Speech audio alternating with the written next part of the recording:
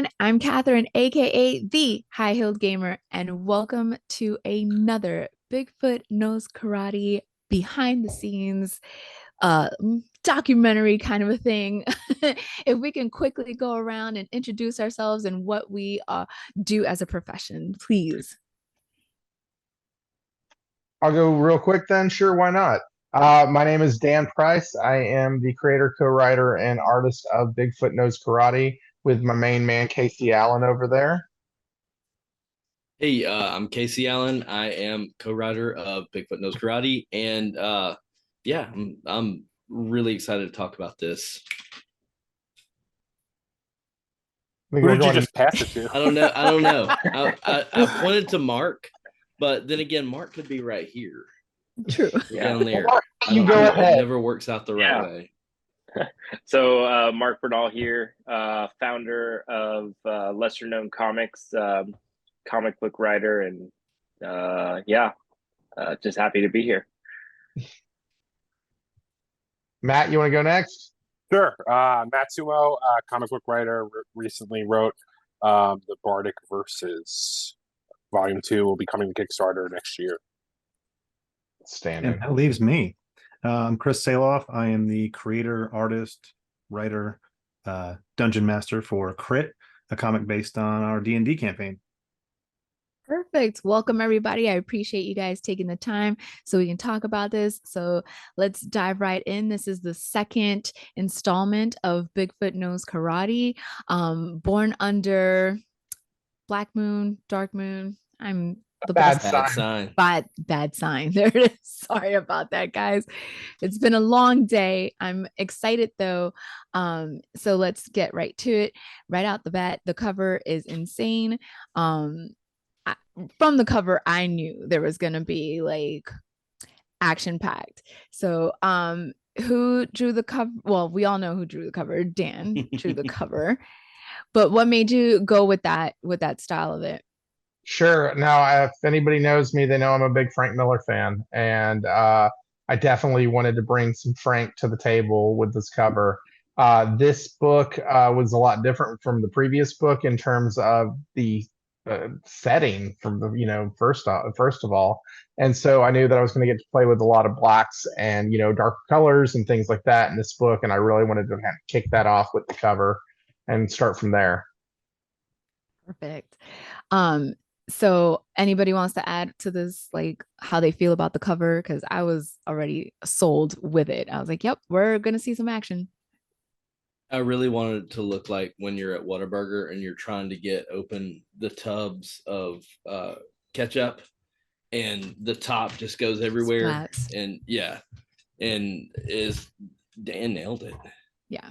No, he showed me the cover and like my jaw dropped. I was like, oh fuck yeah, this is rad. This was my third cover, actually. I did 3. I couldn't make up my mind which one I liked, so this is one I ended up going with. But yeah, I've always looked at this cover and think of Whataburger, so I'm hip. I'm hip. Texas, baby. Hell yeah. Anyway, all right, should we move Yeah, past? let's go on to the next one then.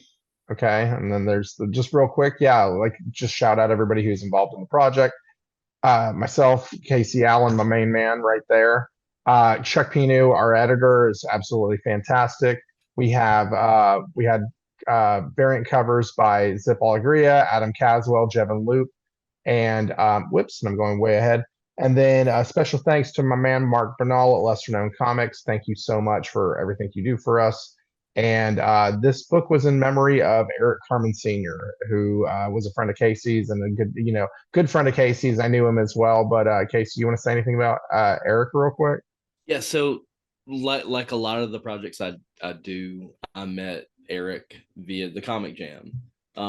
Eric was a fantastic guy, like one of the nicest people you'll ever meet. And not only was he was a talented artist, the best cheerleader I've ever had for any project. And he was one of those friends that not only cheered you on for your artistic endeavors, but just like your life endeavors. He loved my kids. He loved talking to my wife. He loved talking to my kids. he was so joyous with his everyday life. And yeah, I was actually looking at messages with him earlier today because something showed up on a social media thing that he had posted, a few years ago. He would draw, I would tell him stories that, of things that my kids and wife had done. And he would, an hour later, I would get a ping in my inbox and there would be a cartoon of that event. Yeah, I just loved him so very much. And sadly, very sadly, we lost him last year. He was a father, husband, just an all around good guy. He taught kids how to draw comics. He, for the longest, he was a tennis instructor. I mean, this guy lived a life, and he went way too soon. And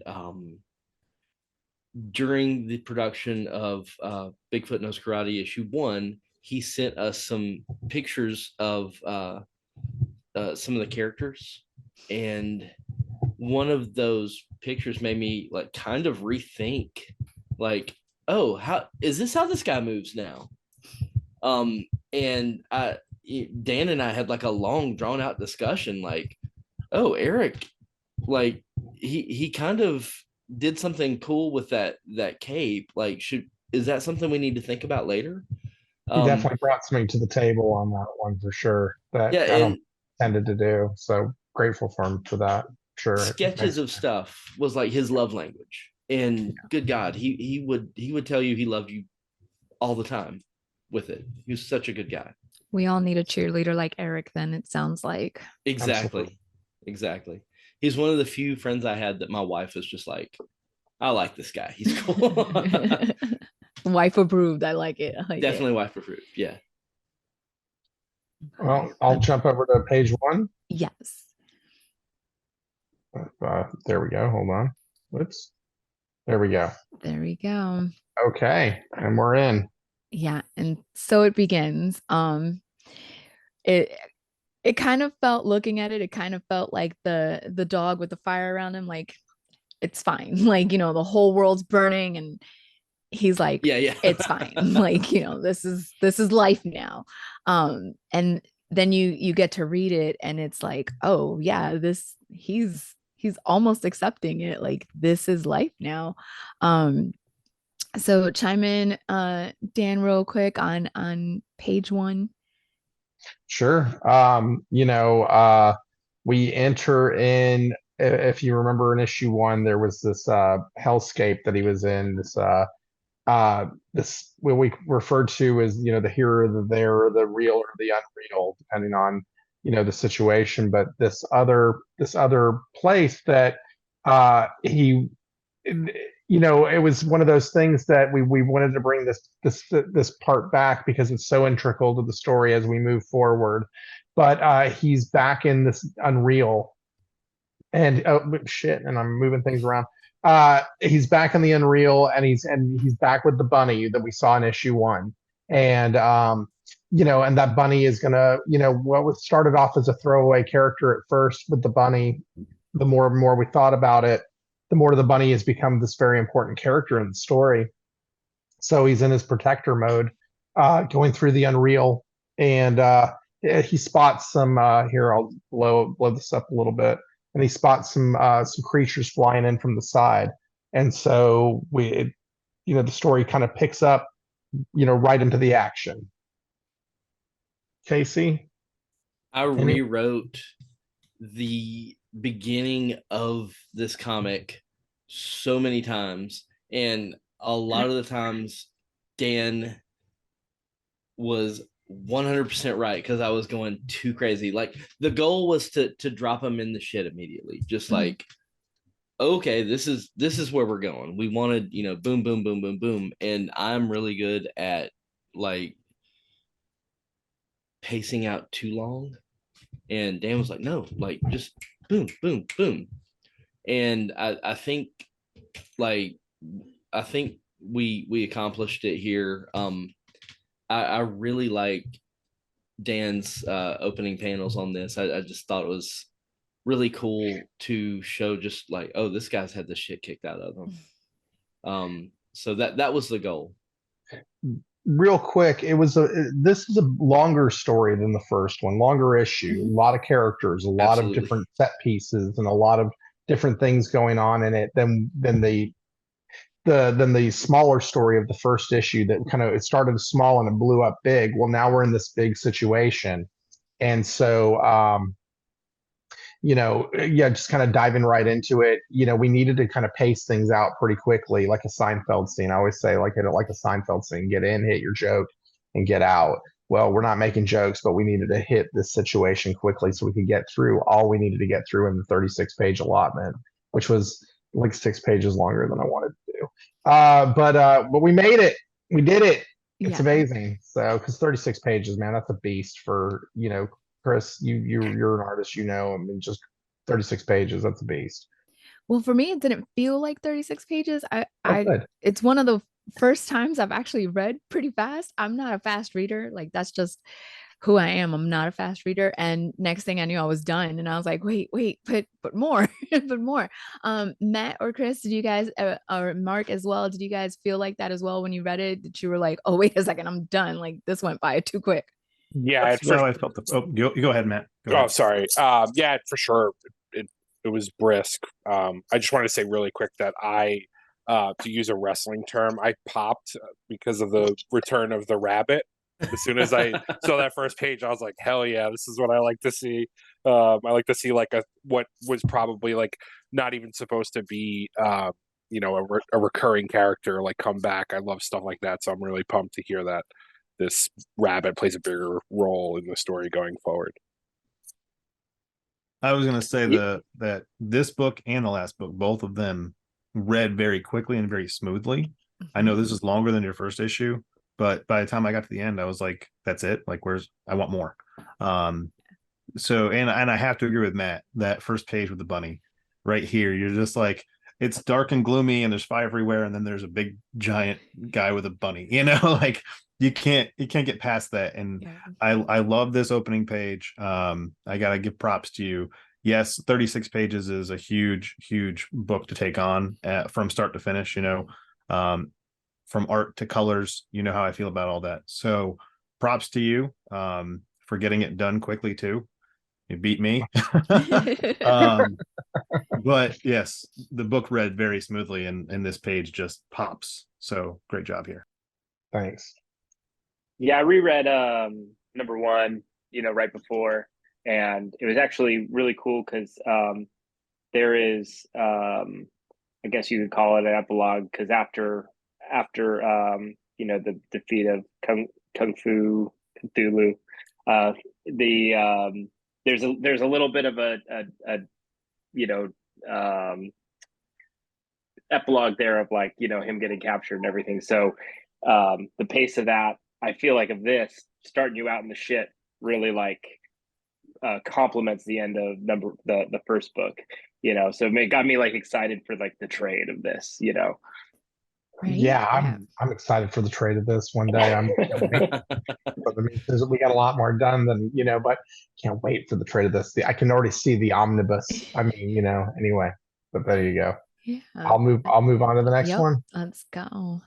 All right. And then here it is, the continuation of the thick of it. The creatures have approached closer.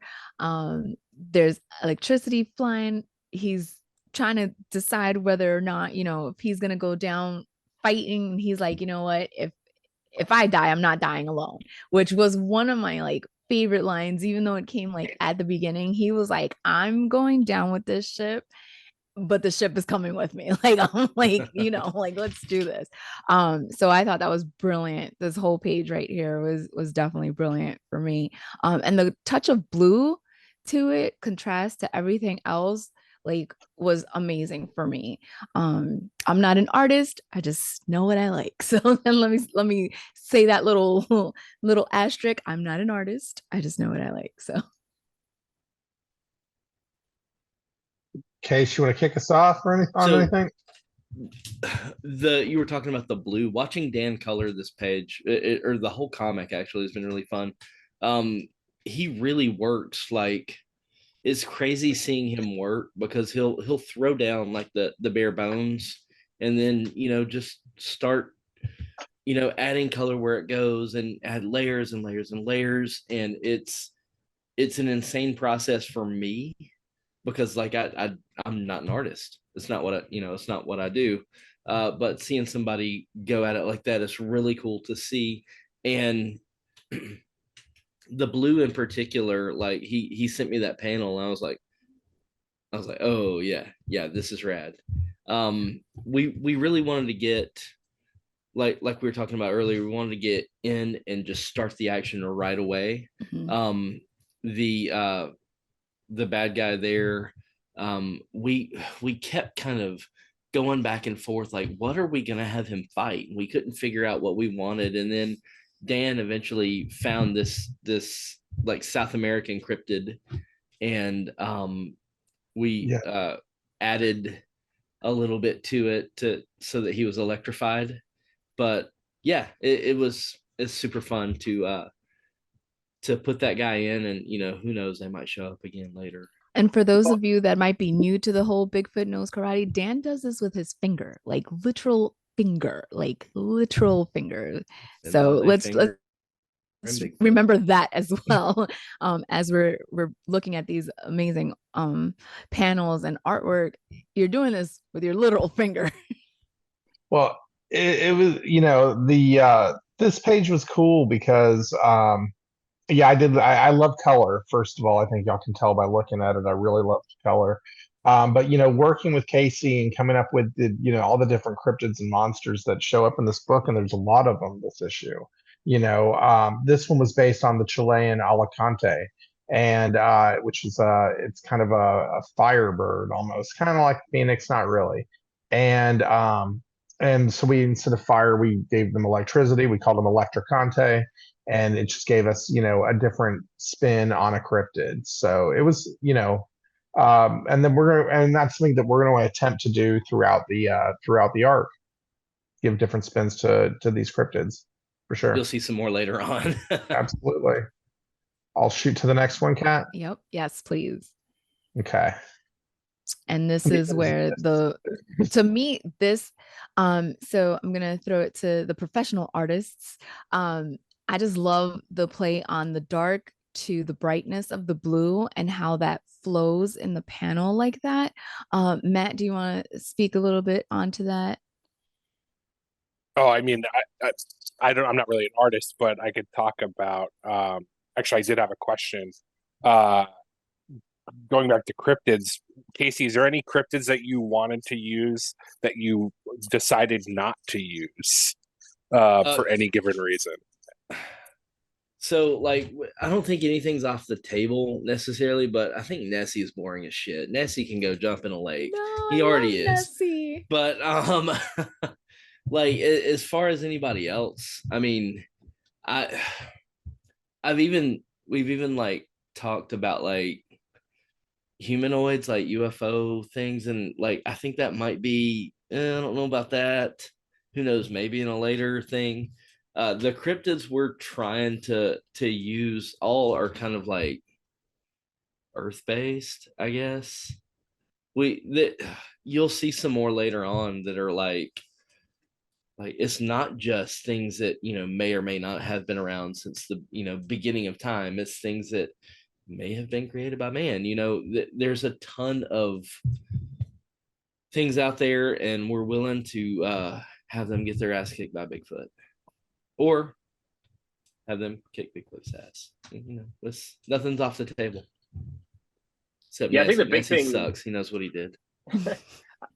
From my perspective as a reader, like, because I knew when you introduced the Electricante that like this was going to be like a like minor foe, the same way like when you had the hunters at the beginning of one before you have the introduction The of big the big bad.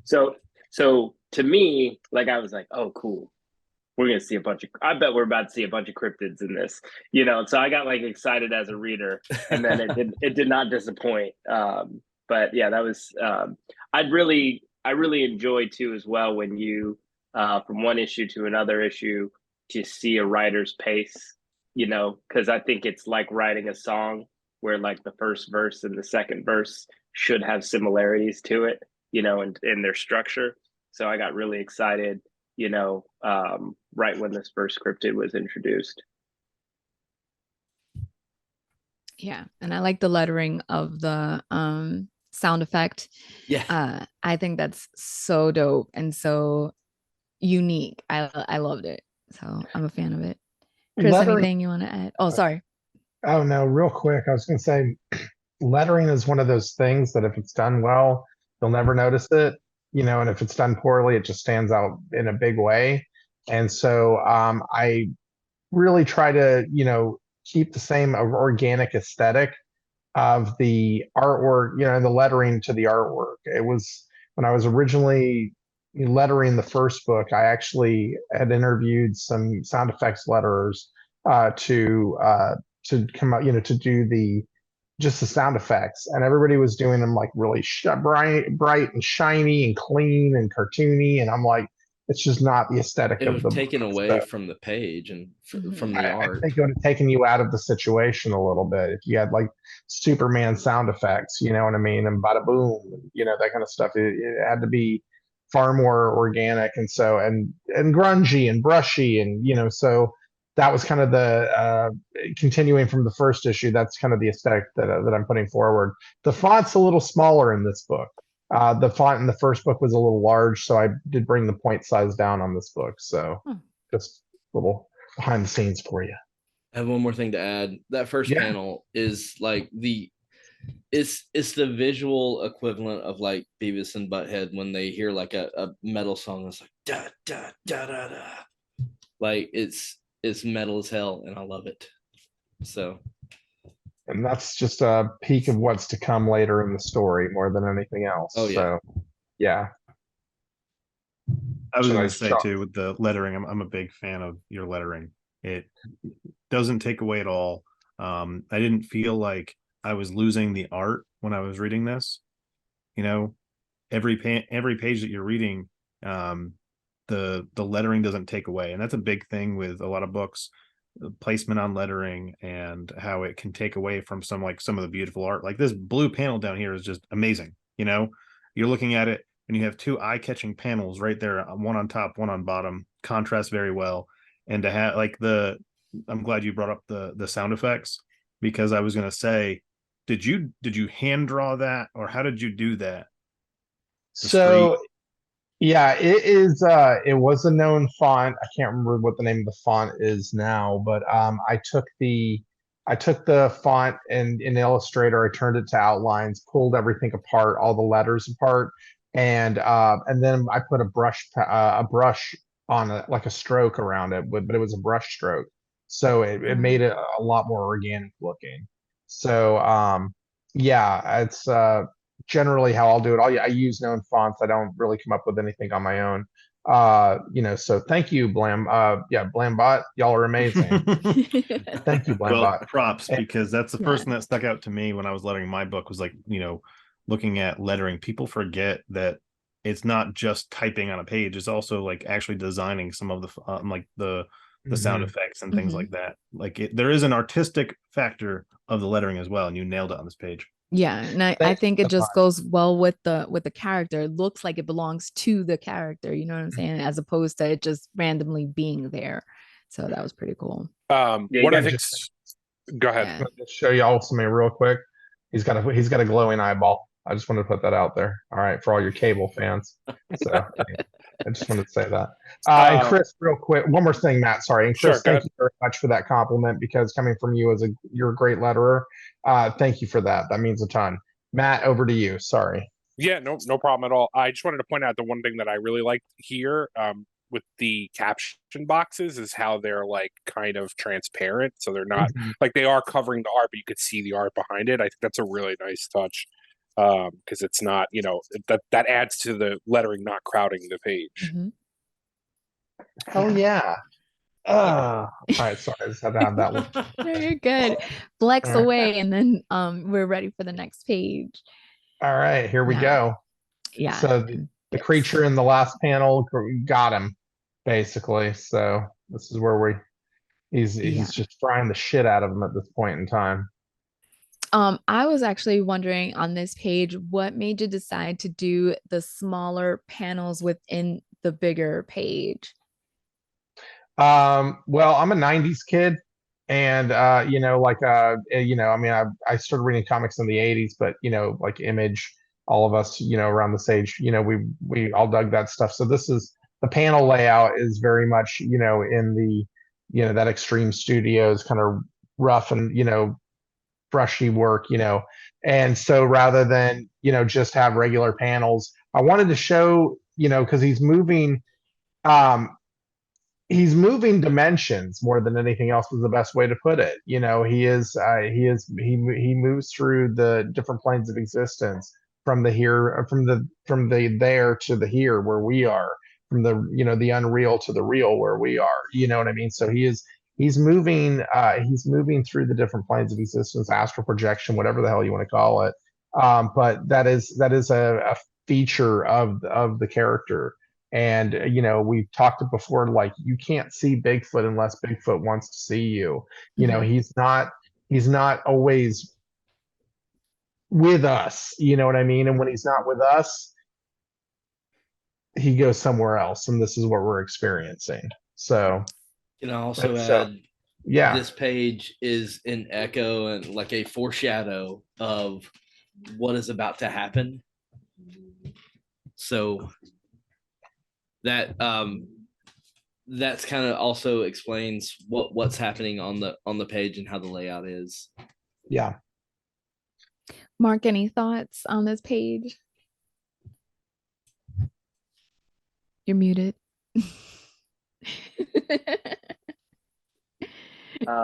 No, I think, just to echo what Casey said, I was really pleasantly surprised with the transition, how this goes into the next scene. So it was really good in how this pulls you like really, really close to like what, the inside the experience and the pain, Bigfoot here, which just lends really good to the transition and the storytelling for next scene. Yeah, for sure. Matt, did you want to chime in? Yeah, I just want to say another page that like you could, remove the text from and it would look like an awesome like metal poster.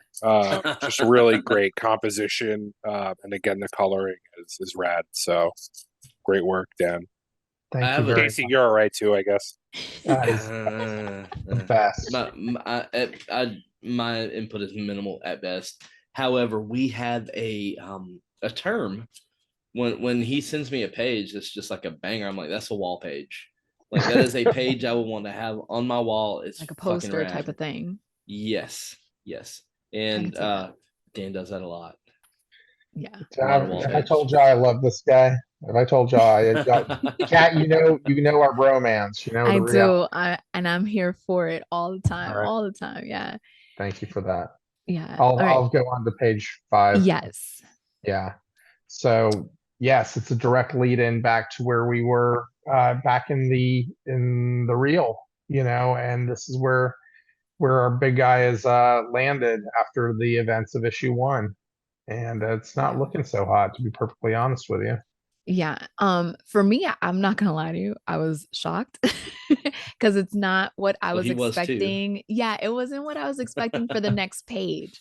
Like, I thought it was gonna, continue on, and then I saw this and I was like, no way. Like, it was total mind effing, and like the plot twist, I was like, wait a second, no way. And like, I had to take a breather and a pause. Chris, how did you feel when you saw this page?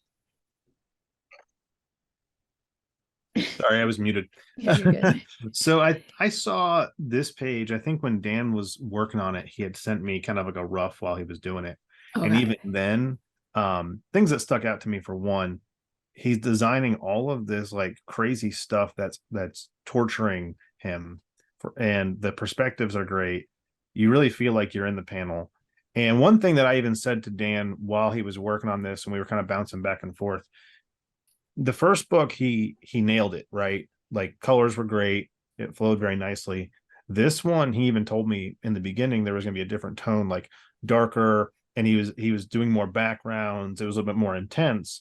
And he sends me this, and I'm like, when you said intense, I didn't realize it was going like this intense, right? Like this just pops. It has this. I love, we said before, Dan does this all with his fingers. It's finger painting, and Literal. the fact that he does this with his fingers and it looks like this is better than what I see people doing with a pen and paper, right? And it just blew me away that this was done with a finger on a screen. Like, that's just so intense to me. One of the reasons I even like got invested in Dan was I was watching him on a live one night, and I'm like, he's doing this with his finger. I need to figure out who this dude is.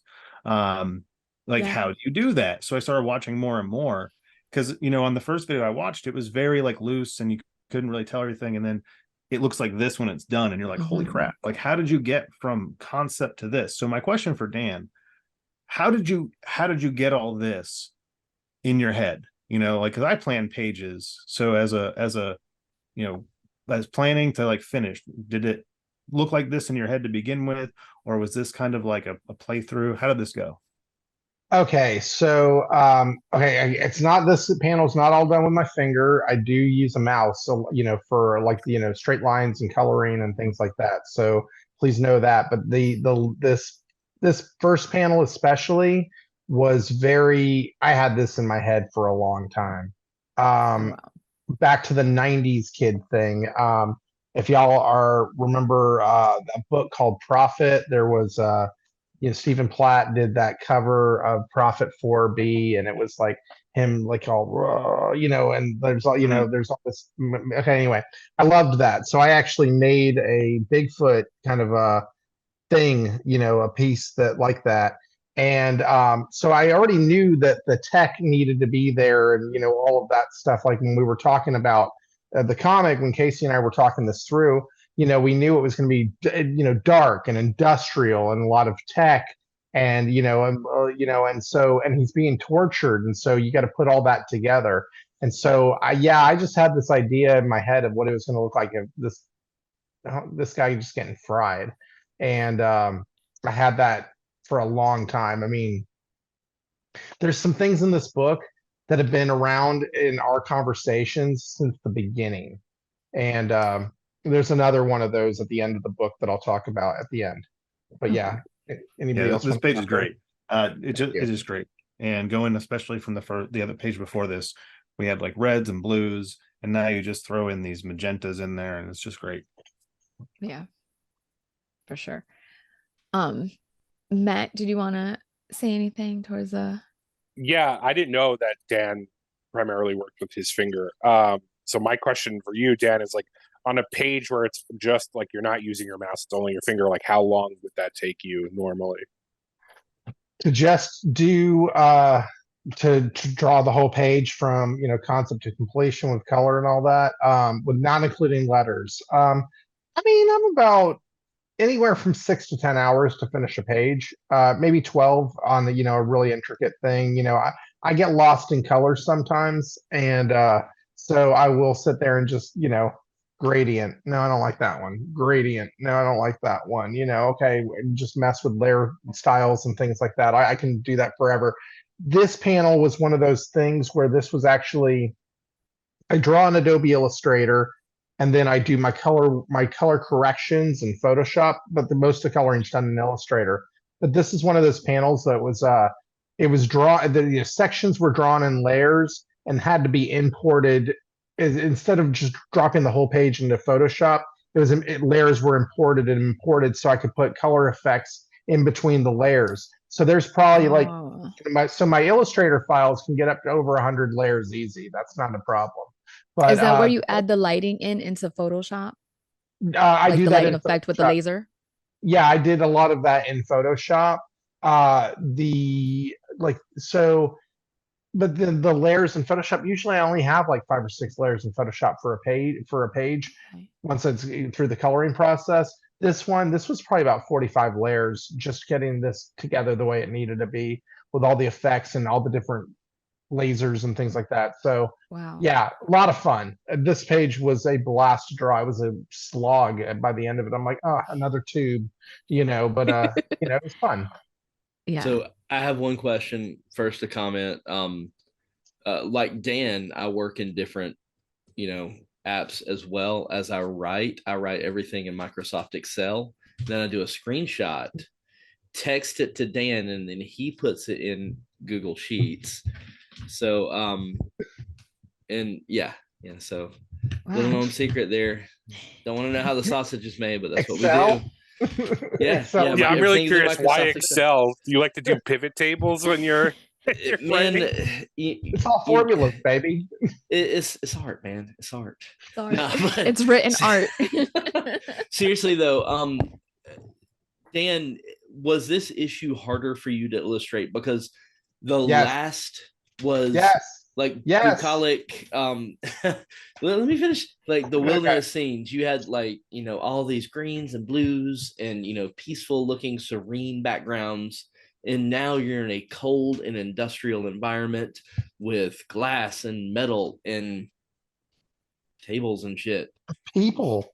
Lots of A people. lot Creatures. of Yeah, different yeah. people and creatures. Yeah, man. This poor guy had so many designs. Dude, for this this book was one issue. bare, dude. I love drawing it. I had a blast, but no, this was a beast in comparison to the first one. I mean, I was up for the challenge. I hope I executed it okay, but but yeah, Way no, more this than okay. it was thanks, Kat. But no, it was this was a beast. I'm looking forward to issue 3 because there's a lot of outside again, so I get to do different colors but I had to like really think about lighting a lot differently in this book, and I got to play with a lot more stark blacks and things like that. So it was exciting. It was getting to explore new stuff. So it was pumped. It was I will cool. not overlook that little exclusive. We're outside again, issue 3. You heard it here first, You folks. heard it here, Thanks. folks. Right on. All right, Next I'm gonna page, move on. please. Yes. Yeah. Yeah. And here we meet a couple of old frenemies and some new ones as well. And this was definitely dark and not polite in any type of way in as far as the banter between these two characters here. So that was definitely like ooh, we are not in Kansas anymore type of a feel to this page. So tell us a little bit about some of the characters in this page real quick, Casey. Okay, so basically, two of these guys you've already seen in issue 1, and Lancaster, the old guy on the bottom few panels with the gray hair. You heard, I think, a one-sided conversation with him in the first issue, but this is the first time he's been shown in the comic. The main thing we wanted to get across in this little tete-a-tete in this conversation was these guys, they might work together, they do not like each other. There's some competition between the two, and there's a little bit of a power struggle, but at the end of the day, like Lancaster is kind of the HBIC, so yeah, for sure, he is that head bitch in charge. Yeah, definitely. It did kind of feel like a pissing, right? That's the phrase, pissing contest, right? It was a pissing contest. Oh.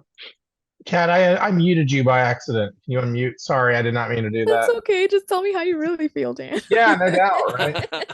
No, I was trying to unmute me, and I don't know what the hell happened. Anyway, yeah, no, these two guys are whipping them out and putting them on a scale and see who what measures out how, and that is we see Grisha It's again. actually how Dan and I met. Yeah. It was a long story. For the short end, it was not much to it.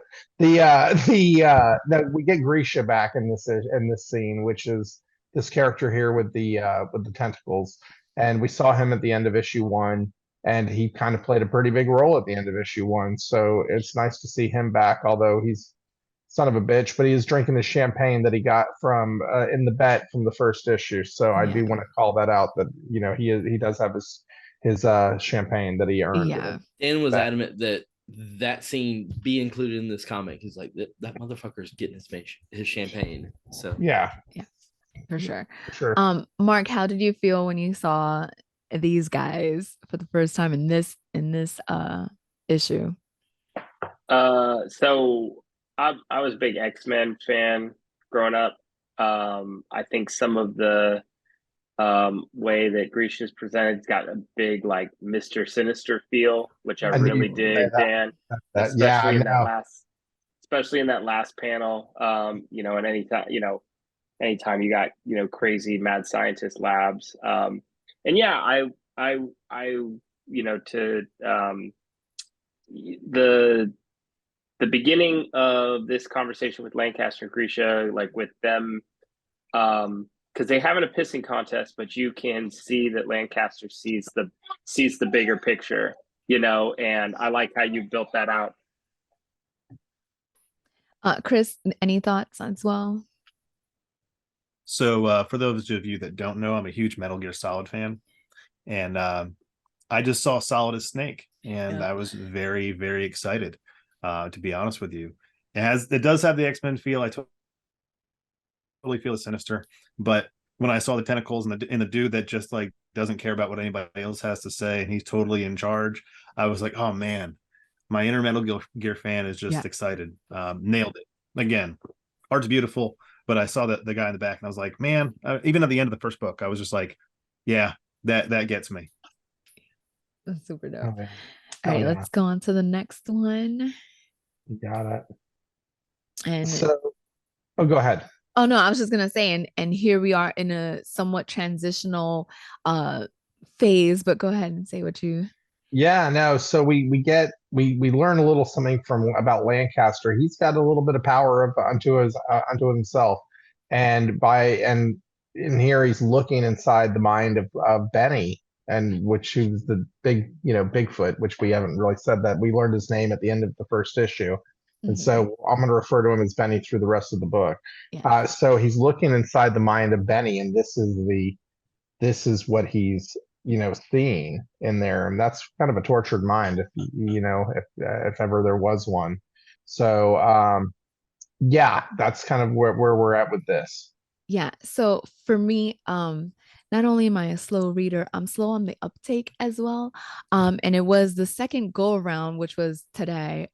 So I read it when you first sent it, and then I read it again today, just kind of to see, like, you know, what else I wanted to talk about. And it was the first time I realized that the lettering was what Matt said was translucent, but then solid. And I was like, wait a second. And I went back and I was like, oh, this is genius. This is 100% genius, where it's in, I don't know if you meant it like this, or am I just reading too much into it or what, but when he's in that realm of remembering, it's translucent, and then when it's in the present, it's more solid white. Was that something on purpose, or am I just reading too much into it and I just So Benny's inner monologue in the boxes, that's always translucent, but when they're in speech bubbles, then that's all solid. okay? Because I thought it was all just when it's in his subconscious, like in his sleep state type of thing. And I was like, oh, I like this. This is so cool. But the other thing too that I like is that everyone has their own different font as well. And I was like, I like this because it helped me differentiate who's speaking. Because a lot of times with the comics and they all have the same font, I get confused, and that's just the me thing. So I appreciated a lot that everyone had their own different font. Speak on what made you decide to give every character a different font. So there are some shared fonts for some characters, and that is by design. But yes, different characters who have different voices, you know, that needs to be stressed. We'll see a character in a few pages, a Mothman, whose font work is very different. Or when we see the Harbinger character from issue 1, who makes this very short appearance in issue 2, she's got a different font set for her. But there are shared fonts, like Grisha, Lancaster, and Benny actually do use similar font with each other. and that is by design. There's also, so I won't go into all of that, but that'll make more sense as we go further on into the story. Okay. Matt, did you want to speak on this page? I just had a question, I guess, for Casey. His name is Benny. Does he have a full given government name? And is it a spoiler? If it's not, can you tell me what it is? So we want to keep it as vague as possible with him. I mean, he's like an onion. He has layers, but no, like really, we want to be vague, and it's he doesn't have any like government ID or anything like that. Like he hadn't been to the DMV in a while. I was gonna say, driver's license. Thanks, the bus. Do you ever what back in the day when WWE was WWF? Do you remember when they like went on the long thing trying to find Andre the Giant a car? Yeah. And they ended up getting him like a caterpillar, and he was like in the. Anyway, that's a dumb aside, but I remembered that all of a sudden from that question. Fine aside. He was a fine aside. On this page, one thing that we really wanted to get across was like this wasn't just like a memory of like, oh, this was like the last battle or whatever. This is like hundreds of years of fights. If you notice, there's kind of a little bit of like a hint at that in the Benny on the left side. Mm-hmm. That ain't no gi. So yeah, check that out. And there's the fun thing about this story is there are or this character rather is there's hundreds of stories. Like this is just the tip of the iceberg. This is when shit's starting to like culminate in, like, oh wow, this is getting real. But this guy's been thousands of fights.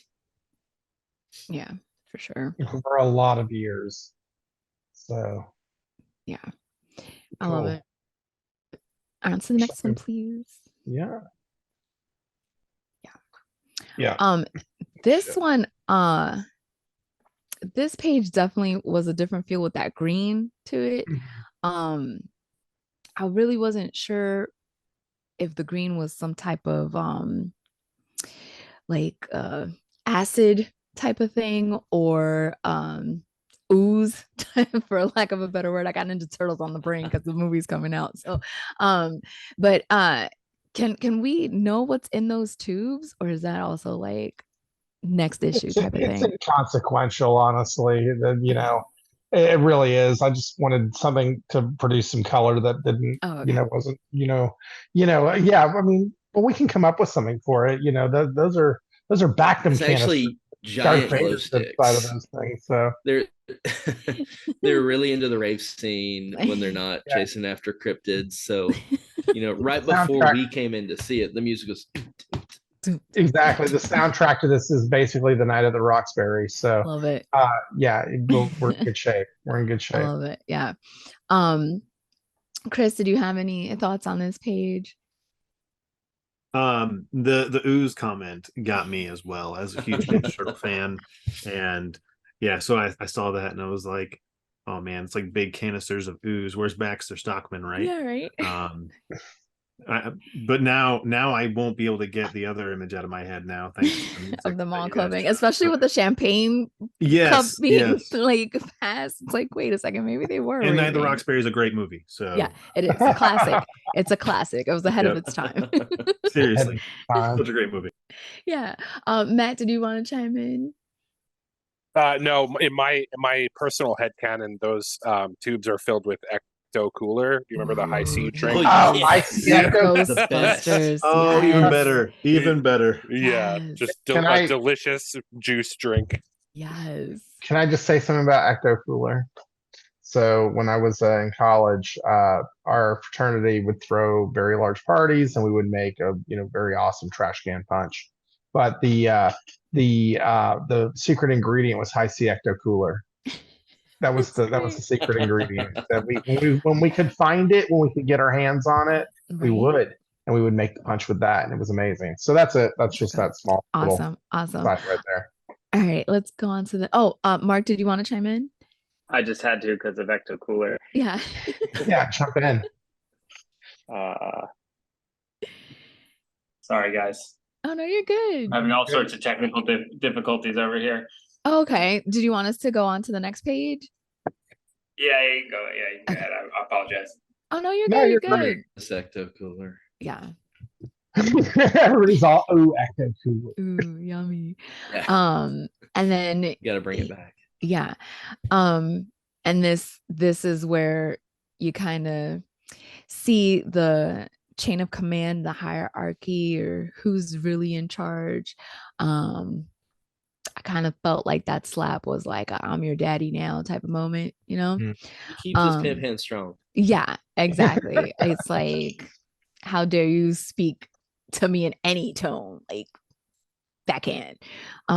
So yeah, and then that sinister smile, I'm like, oh, I've seen that smile a few times now that my kids are adults. That's the smile I have when I'm like, good luck with grocery money type of thing, you know what I mean? So Dan, do you want to talk a little bit about this? Well, this is actually kind of laying in some groundwork for our next release. Actually, this page, there's a little bit in the last page and a little bit in this page. Some of the things that they're talking about. When Grisha in the last page, refers to himself as the hunter, and that type of thing. So that's actually, we have a prequel book that's coming out. This fall. And so there's a little bit of some seedlings in there. Can you hear me? Yes. Okay, cool. My earbud said pairing, so I think I may have lost you for a second. Anyway, so it's just I like the relationship between Grisha and Lancaster for sure. Hello, dog. How are you? My dog just came by to say hello. And I like the relationship between them for sure. And this is definitely, I'm in charge, take your lumps and shut the hell up, for sure. Yeah. Mark, did you want to chime in on this page? Oh no, I not anything in particular except for I think the development of the dynamic between Grisha and Lancaster was awesome. Because obviously we have Grisha showing how much of a badass he was in issue 1. And then, like, obviously, there's something you don't know about Lancaster, or else you just don't take a slap like that and just like let it slide. Exactly. Yeah, for sure. You want to go to the next page because the next page is pretty. Yeah. This one had. I actually chuckled. I don't know if it like was meant to be the joke or whatever, but it was like the whole, tipping over of the champagne. It's like clean it up, type of thing. Like, I was like, he's such a jerk and I love it. Like, I don't know why I'm here for it. He is a dick. Yeah. And I don't know why. I just was like, I like that. But Casey, do you want to say anything about the evolution of this page? So we really wanted to this whole scene was fun to write just because we wanted to build that tension between the characters. We wanted to show that, Grisha has aspirations of his own and, a very high sense of self. Lancaster is going to knock him down every chance he gets. Lancaster is, he's not going to take any challenges lightly. So we really wanted to hammer that home. And I think we were able to do that successfully here. And yeah, it was super fun getting all this stuff out and playing with those characters, getting in that sandbox a little bit, because I mean, the first issue was two big guys fighting. And so we either had to have two bigger guys fighting in issue 2 and just scale up that way, or scale up the drama and add to it. and we chose to kind of scale up the drama and add more story to it. And hopefully you guys appreciate, like, you know, the layers that we're adding to it. And it's not just, you know, two big guys beating the shit out of each other. It is two guys beating the shit out of each other at the end of the day, but there's more to it. There's a lot more to it. Yeah, so for sure. Dan, anything you wanted to add? No, I'm good. Okay. Matt, was there something that you wanted to say as far as the dialogue in this page? Not necessarily about the dialogue, but I am interested in what's going on with Grisha's like cape tentacles thing. I hope you guys get into that in the near future. Yeah, we will. That's all you're getting. That's it. We've had enough exclusives. That's all you're getting. No, that gets touched on really soon, actually. Chris, what's up? Does it have anything to do with the music in the scene previously? That's how he gets his party on. That's right. That's his party. That's my comment for that. Awesome. Cool. Let's move on to the next. He's actually page, falling please. into a K-hole. That's not a cape. So for me, this was pretty interesting. He's being walked around or walked to his cell type of thing, or not his cell, but like the surgery or of it all. And just the dialogue to me was, there was no, you could tell there was no, it's just a person doing their job, getting this monster creature thing to be worked on. Dan, you want to speak a little bit on the thing? On the thing, I'm sorry, on this page. On the thing, you can tell there's some history between Benny and Reynolds, that's the guard, that you can tell that there's there's a point of contention there. There's something happened in the past for him to act this way towards, Bigfoot, towards Benny. One of my favorite things on this page, though, is he says, "Sleep with one eye open, or you get your throat slit in here." And then Benny says, "The joke's on him. I don't sleep." Yeah. And I like that because it's something we get to play on a little later on. But other than that, the Death Star like walkway there, we should have Obi-Wan standing over by that pillar going, messing with, anyway, whatever. I'm just sound like a jackass now. But, no, you don't. I like the sound of, I can't do sound effects, so every time somebody does, I'm like, I love it. You. Thank you. That was for you. Anyway, but that's, it's just a transition page, honestly, to get them from one page to the next, or one plot point to the next. So, not much to it, but it was a fun page to draw. The lighting effects were a lot of fun to do. That's for sure. Yeah, I like the lighting effect, and I just like the fact that it was just, you see him going and the guard's like, thinking he's not the guard himself, but thinking that Benny's less than, and he's like, "You're in my territory now." Like that was supposed to mean something, kind of a thing. So I thought that was a pretty cool little banter moment. But because it's a transition page, you want to move on to the next one, and let's get to the. Hold on, I have a quick question about that last page. Dan, you're giving away feet pics for free in that first panel. What size shoe do you guys think Bigfoot wears? I'm sorry, Benny. What size shoe does Benny wear, do you guys think? Shaq's like a 23, right? Yeah. Has to be in the 20s. So he's got to be in the 20s, early 30s, probably. It's a big foot. Yeah. You don't get that name for nothing, right? Dun. Thank you, Matt. So, I think in original draft, real quick, Benny was like Hannibal Lectered around in like a kind of like a cart, and Dan and I were talking about it, and Dan was like, "He's huge. How could one like that would look dumb?" He would tip over onto Reynolds. I was like, "Oh, good point." So for that, that's why he's walking. Yeah. And also, bottom panel, continuity. You see the we wanted to show like, he got his face sliced up in last issue. So yeah, that's for sure. As far as the foot drawings, though, if you want more, you can go to Benny's OnlyFans and see far more about that there. Yeah, so. BigFootOnly.com. So yeah, Bigfoot Knows fans. Anyway, all right, here we go. So now we get into a little bit more of the meat and potatoes. Yeah. Yeah. This was definitely a a good panel. I was like, oh, I like him that he's got grabbed up, put him in his place. Yeah, although you may think they're in your world, you're actually really in theirs because they can rip you up in half and like it's nothing, and it's proven in this in the last couple of panels.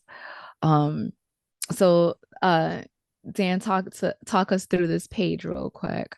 Oh, well, here, I'll zoom in a little bit.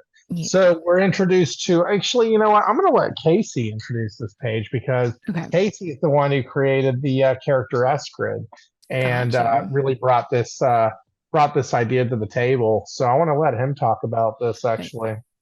So the idea for S-Grid was that he, he's the Mothman, but he's a seer. He's I guess precog or whatever. He can, see things. He has visions, and almost to like not almost, very much to like a religious degree of devotion to the cause. He is like a he's like one of those weird street preachers you would see on the side of the road that looks like they're about to flip out. I mean, he's crazy. He's insane. Something happened. He saw too much and he just lost his mind. And that's why he's locked up in there. S-Grid is super dangerous, as evidenced in, panel 2 there. And it was definitely like the "you're locked in here with me" type thing we wanted to get across. And his dialogue is really fun to write. And it's he's a nutcase, and that's really it. S-Grid is crazy. We're gonna see more of him later on, and he is vicious, and he has a past with he's very much in this story from the beginning. So you guys wait around and keep reading. Yeah.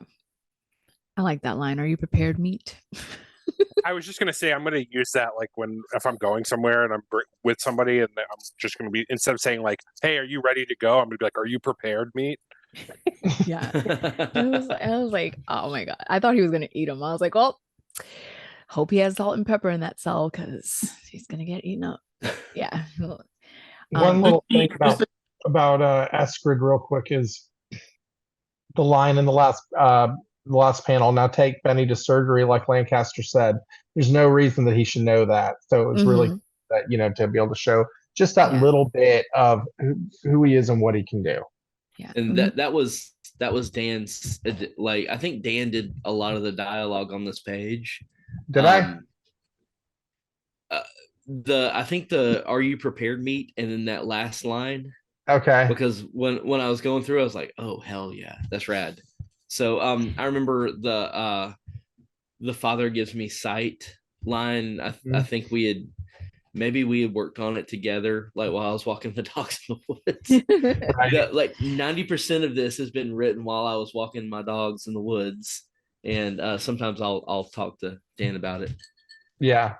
Mark, you want? Oh, sorry. Real quick, co-writing is just one of those weird things that when he says, "Yeah, Dan wrote that line," I don't know. I'll take your word for it because we've intermingled so much stuff at this point. Yeah, it's like it's just what we do now. Yeah.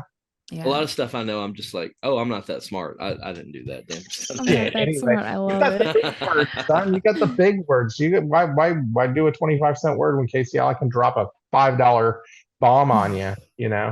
Nice, love it. Mark, what did you want to say? You wanted to chime in?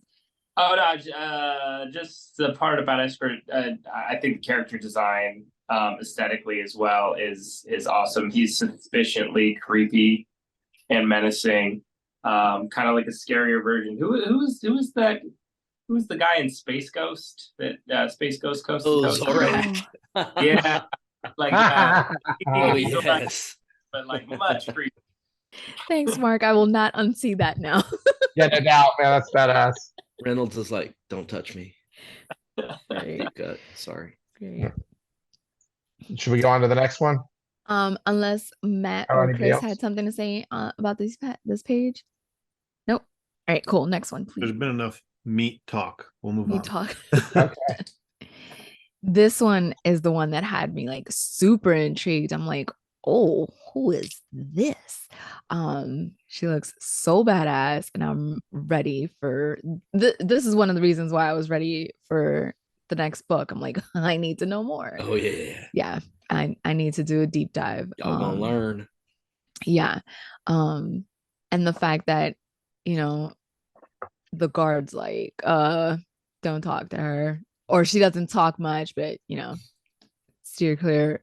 And she just has like this badass look on her face, like if this glass wasn't here, like, so that's why I'm kind of beyond intrigued about this character. So Dan, did you want to elaborate just a tiny, or can you elaborate just a tiny bit more? Yeah, you know, I'm gonna take a hard pass on that one, Kat. I knew it. And, I knew it was too good to be true. I'm gonna take a hard pass. Her name's Iris. You know, we'll learn that as we go through a little bit later, but it's a character that we've been really excited to introduce into the story. And yeah. You know, I just got a little Linda Hamilton in her. You know what I mean? From T2. Ooh. You know, that's just kind of the way I see her, but she's, you know, yeah, get ready for Iris. Iris is going to be a cool character. I had to shoot my shot because I was like, Hey. let me just try. Shoot. You did a good job, but you know, I tried. yeah, you did great. Yeah. Matt, did you want to say anything about this page? I have a question, but I'm going to hold it until we get to farther along in the book. It's just about like where the book is kind of going, so I don't want to ask it just yet. But I do have a question about Iris for sure. Well, write it down so you don't forget it. So, got you. Chris, anything you wanted to add? I'm with you on the design, but I did want to say one thing that was exciting about this book, and we're getting further and further into it, is the growth of the world. You know, I'm a big fan of world building, playing D&D all the time. You know, we have to have these big immense worlds to keep everybody you know, entertained by. And while book one did a really good job of getting us into the story quickly, introducing us to Benny and the rabbit, you know, nobody can forget the rabbit from the first book, but this book does a really good job of building that world and making you feel a little bit more immersed in what's going on. So I really enjoyed, you know, just giving her that far off panel. You're like, oh, who's that? Because you could have simply just made a black silhouette, but the coloration right there was like, that's somebody important. Who is that? So I really like that. For sure. This is our exposition issue. Is the way I kind of look at it. You know, this is we jumped in with both feet into the first issue, not really giving you too much in terms of who or what, you know, just putting all the players into place. But now we're really expounding on who those characters are. And, you know, Casey's done an incredible job of, you know, showing off the characters and bringing them all into the fold. And it was neat. These couple of pages just walking through and meeting a couple of important characters that are going to play through later on. Mark, anything you wanted to add before we go on to the next page? No, good. I'll hold mine. Yeah, we got a lot of good stuff coming up. Yeah, I know. That's why I'm like, I'm trying to make sure we all get a little, but I'm also wanting to get to the meat and potatoes, if you will, of this book. So, but this is the next page. Dan, Dan, did you want to walk us through this? Sure. This is actually like the first scene of the book that Benny has not been at least in the room. I want to point that out because all the other Bechdel test of Bigfoot Knows Karate. Say it again. This is like the Bechdel test, but for cryptids of Bigfoot Knows Karate. You know, maybe I don't know what a Bechdel test is, to be perfectly honest with you. We'll get into second stage feminism. Oh, okay, later yeah. When I walk the dogs tomorrow. Okay, we'll talk tomorrow. All right, you'll teach me. He's good like that. So anyway, with that being said, so there is, you know, so now we're we've actually left Benny in the story, and it's kind of a setup similar to what happened in issue 1, where you've got where Benny was being hunted by Cthulhu, but there was a bigger thing going on in the background. Now we're kind of getting to see what that thing was in the background in the form of with 2 different characters. This time around, we're dealing with Diego, who is a chupacabra with a shotgun, and Milo, who is also known as Thermonucleodon. And these characters are being introduced to us. Lancaster, if you look up here in the, you see the blimp, the Zeppelin, whatever you want to call it. You see up there, Lancaster's actually the one who's introducing these characters to an audience that we're not sure who they are quite yet. And but we're getting to peel back the layers that that there's more than just Benny and Eskrid, and there's so many other characters and monsters and cryptids and kaiju and just other things that we get to play with from lore that sorry, there's a noise going on in the background throwing me off. But can y'all hear that? No. Okay, perfect. Okay, perfect. So anyway, I could. Anyway, so we get to see these characters, and man, have I been excited to play with this chupacabra character for a while now. And I mean, it's a chupacabra with a shotgun, for Christ's sake. How can you go wrong with that? That's just one man's opinion, but that's just it's my opinion. So anyway, that's really where we are with this first with this page right here. We're just setting that up. So yeah. Shit. Real quick aside, yeah. In the script, I kept writing it as CWS, and Dan kept going, "Why the fuck are you keep talking about our printer that we use Comics Wellspring to print?" And so my shorthand for Chupacabra with a shotgun kept getting mistaken for our printer. It has to be, yeah. CWAS is the only way to keep it straight. Otherwise, we need to order more books. So anyway, but yeah, CWAS, that Chupacabra with the wet ass shotgun. There it is. Okay, love it. All right, Chris, did you want to say anything on this page? Just that I was very excited to see the Chupacabra, as again, Dan and I were talking in Baltimore about this, I think, when he actually told me about this character, and I was just floored then. So this page I was very much anticipating. I didn't know anything about this page prior to seeing it, and I was like, okay, that's the dude right there. That's the one I've been waiting for. So love this page. Yeah. Mark, anything you want to say?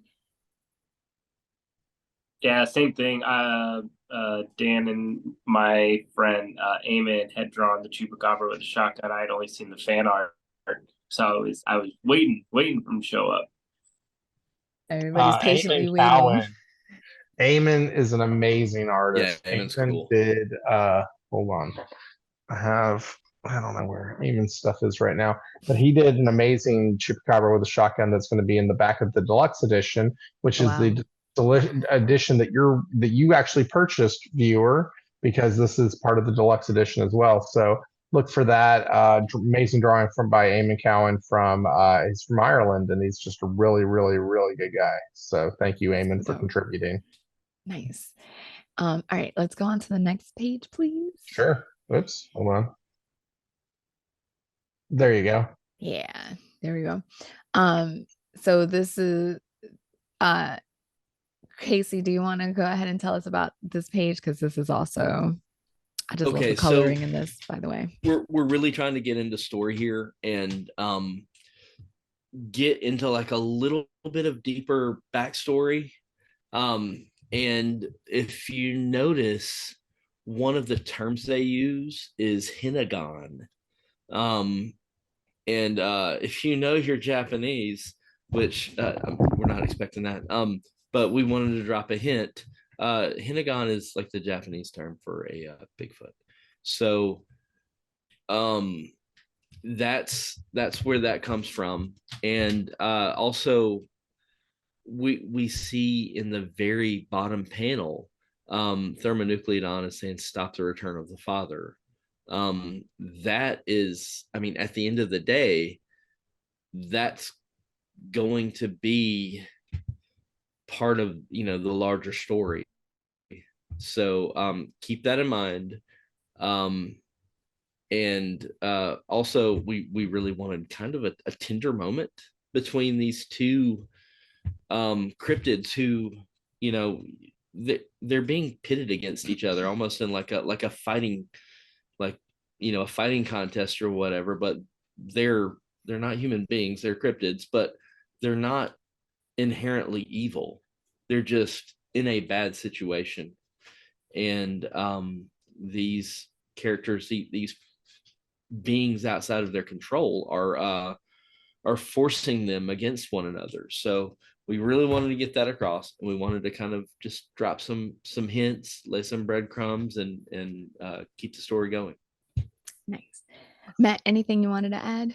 Yeah, one thing kind of about the last page, and then also about this page as well, is for the last page, I do like that when you introduce Thermonucleodon, that he has his own like logo. That's like one of my favorite things in comics, when they introduce a character or like a character guest stars in a book, and it's like part of the lettering is their logo.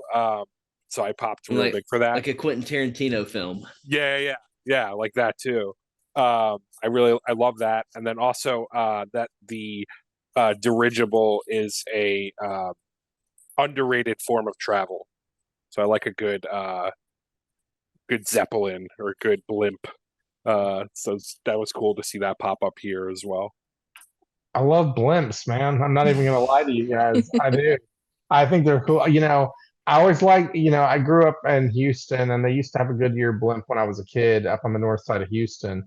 And I always, you know, to use your term, Matt, I always popped hard when we drive past the Goodyear blimp, you know, big hangar where it was. And one thing I really loved when I think it was Jim Lee was drawing Batman is that he'd have all the blimps in the background and stuff. I always thought that was so cool. And you know, so when it came to an observation, you know, transport that they could watch these, the people could watch these battles take place.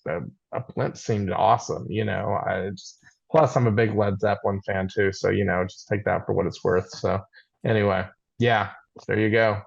I like it. I like it. Yeah, and I feel like, you know, if we go to the next page, I have a thought for you guys on it. I feel like we kind of pulled the rug out of the from under the reader on this one, because I think people were expecting this big fight between the two of them, and we opted to go a different direction completely, which was, I'm going to sacrifice myself for you so you can help this greater cause that has to happen. And it was different. It was a different option, but yes, they're monsters, but we wanted to show that side of humanity, like Casey was saying earlier. And I think that was it was a different, you know, turn than we could have taken, but I thought it was neat. Now, was this always the option, or was there another option and you guys chose this one? We went back and forth on this scene a couple of times, but it was always like with the same intention. Okay. It was just how it was going to happen. Okay, gotcha. Okay, so you wanted to say something? Muted, Case. Yeah, you muted yourself. We wanted to get across that, you know, these guys are not enemies. They're you know, they have a history together that is, you know, not unfriendly. But the situation sucks. So we wanted it to be, you know, kind of a tragedy. You're muted yourself again, Case. Still muted.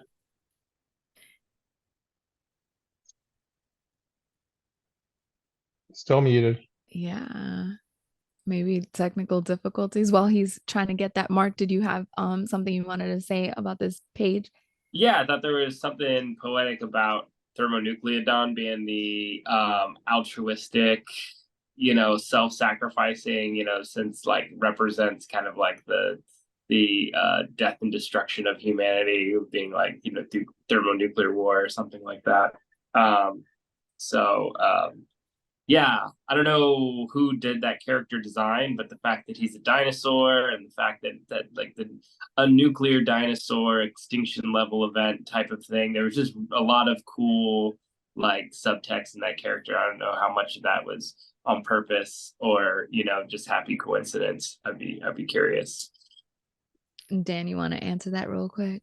There was a lot of it that was very well meant to happen. You know, there's a few happy accidents that come along the way, but yeah, I draw. You know, the character starts as a sketch, right? You know, and uh, from the moment that I came up with the concept and drew out the idea, I showed it to Casey and he was like, yeah, we're doing this, this is getting included in the book. So it was, but the soul of the character, that's Casey, I mean, like I came up with a visual.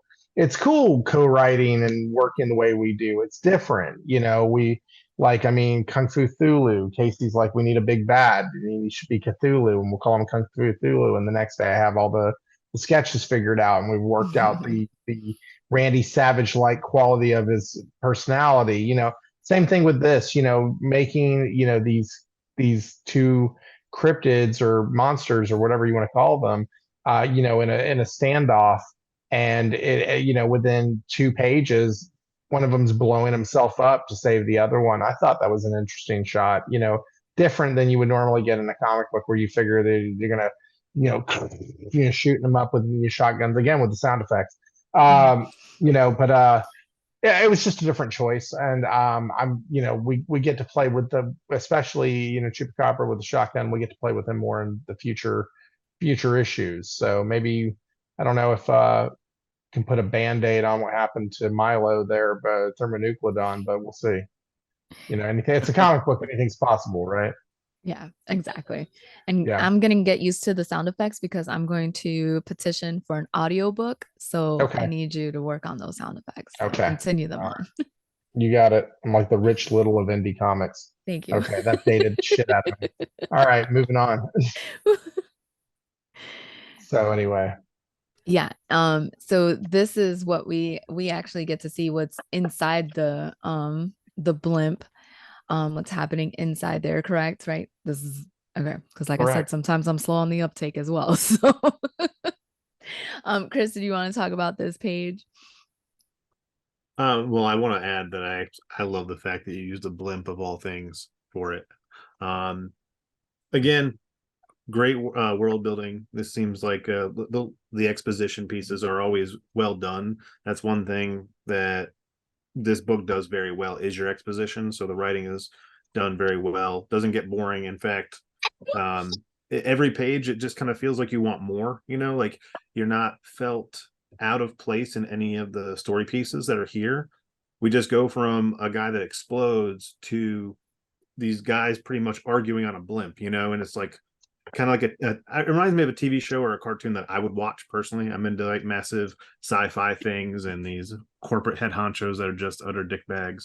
And that's what I see here, is going from like this heroic moment of this character who's, like exploding himself to save his friend, to these corporate guys just arguing over money. It's great, and it really contrasts your good guys versus your bad guys, because everybody sees monsters and thinks, oh, those are the bad guys. Not really. Those are the guys that are actually, the ones being tortured by these jerks in a blimp. So yeah, great writing. I'm just gonna put it to great writing here. Yeah. Matt, did you want to add on to the writing flow of it as well? Because I know you guys are writers, so yeah. So similar to what Chris said, like I like that we're dropping right into this scene, right after what happened to thermonucleodon, and you just know, like, without over explaining, like you understand like what's happening in this scene in the one page that we get, right? As soon as we're dropped in, we're like, all right, I understand. I know exactly what was going on prior to this. I know what's going on right now. And again, it just leads to the world building, right? It just adds to all that stuff. So really great job, Casey. And that's the first and last time I'll give you a compliment. I'm just kidding. I love you. Great. I love it. I love true friendships like that. I want to compliment Casey as well on the writing. I think that there's something very great about them coming off of such a tragic moment, right, of the self-sacrifice to haggling over money, and such a good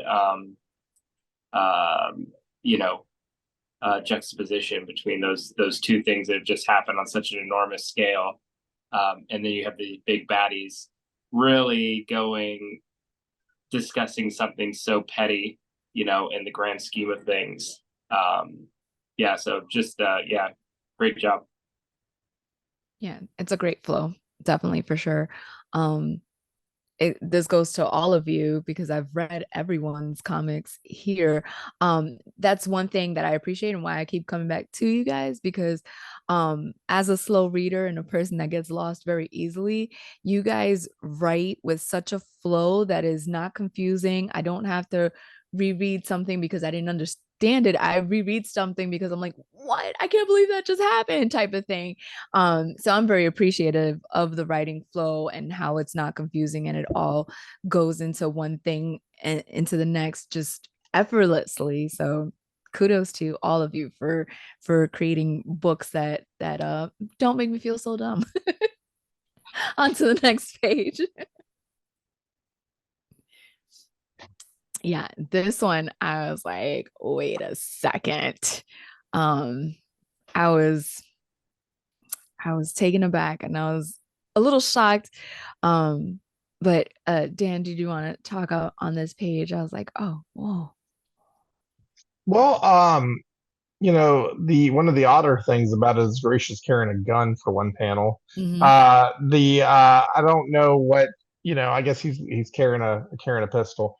It just seemed like a great visual, you know, it's just like, you know, you know, you got Lancaster standing behind the Cardinal, you know, and just saying, you know, does he need to make it more clear for you? And it was just seemed like it was one of those moments like, okay, well now I got to keep a sidearm on Grisha for the rest of the book. But it was just a good visual for me. I loved this brick of you know, of characters. I mean, I just like I love the senator and the cardinal and Lancaster and Grisha. Just all of them, you know, are such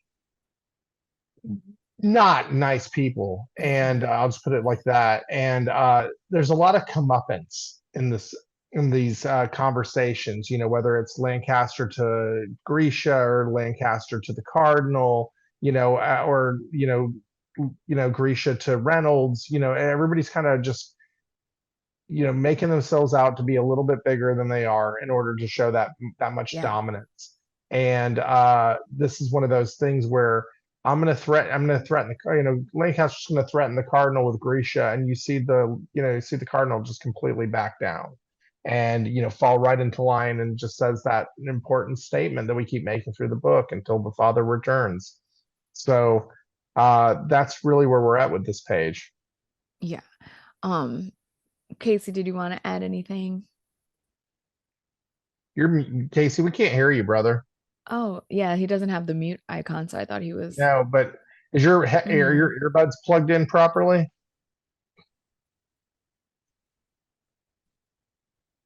Let's see. While we're waiting for Casey, Mark, did you want to add anything about this page? Just that, yeah, what always strikes me, or what kind of struck me about this, is the fact that the baddies don't seem like they're having a very good time, you know. And in like many things like that, where it's you have folks who are in a prison of their own design, they feel like they're, you know, it's like was every king's a slave to his crown type of thing. Yeah, for sure. Poetic. Yeah. Matt, did you want to say anything as well? Yeah, just along the same lines as what Mark was saying, like we're really starting to see cracks like right away, like how, you know, things are starting to not go, you know, according to plan. And also I really appreciate like a good evil religious figure in comics. So I did like the inclusion of the Cardinal. And I do like how you kind of gave him like black and red. I mean, I know that's what Cardinals wear, but like he looks particularly evil with like the dark glasses. Really great job, Dan. Yeah. Thank you very much. The visual for this Cardinal actually came from The Godfather 3. There is there's a clergy character in there that I loved his look, and he just, do y'all remember the character from the movie? He smoked cigarettes and Yes. the whole thing, and just I loved the look of him, and I was like, that's really where I pulled the look of the character. But again, just getting to work with the stark blacks, and really getting to work with the silhouettes and things like that, just makes it that much more, just a little bit more creepy. Yeah. And yeah, I really liked how this I don't can y'all see my mouse? I liked this panel, how that came out, especially. I thought that was a lot of fun. So yeah. Choosing the yellow rims for the glasses was perfect. I'm sorry, Mark, what? Oh, I didn't see which one he was highlighting, but it was the bottom panel. That's my the bottom panel is my favorite one in the book. It's very like very just a small little thing, but like I remember seeing that panel, and I was gonna screenshot it and then like text it to you earlier, being like, this is my favorite panel of the book. Yeah. Right on, man. This is not my favorite, but this is my second favorite. I love, so Mark, I'm like right there with you. Like, this was such a dope panel, that last one. It's definitely, I don't know what it is. I just like it. I love it a lot. And I think it's mostly because he's not fully centered as in the traditional way. He's off to the side, but you can still see so much of his detail. And then of course, the reflection in the glasses. I'm like, that's a dope one. So yeah, I like it. So on to the next page, please. Okay.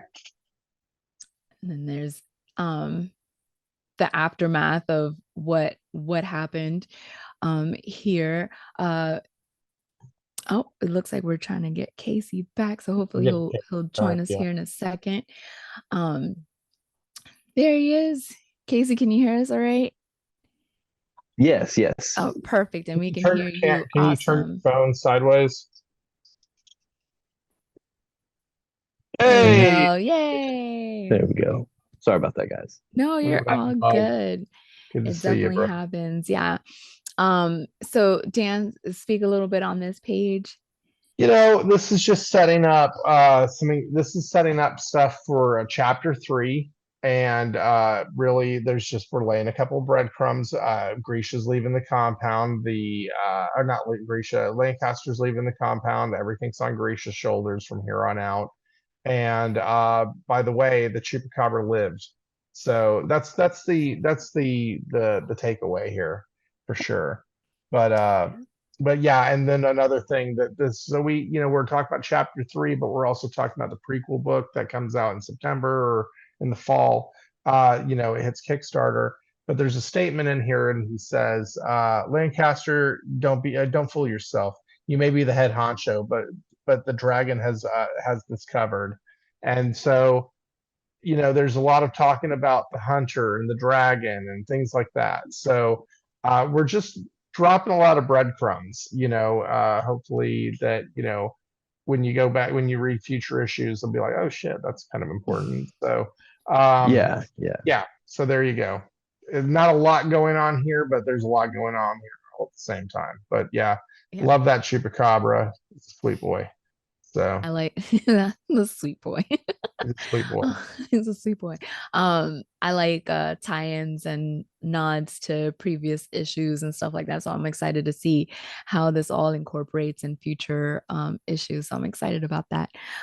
We can go on to the next page. All right, hold on. There we go. Is that it? Yeah. Okay. Yeah. So shit.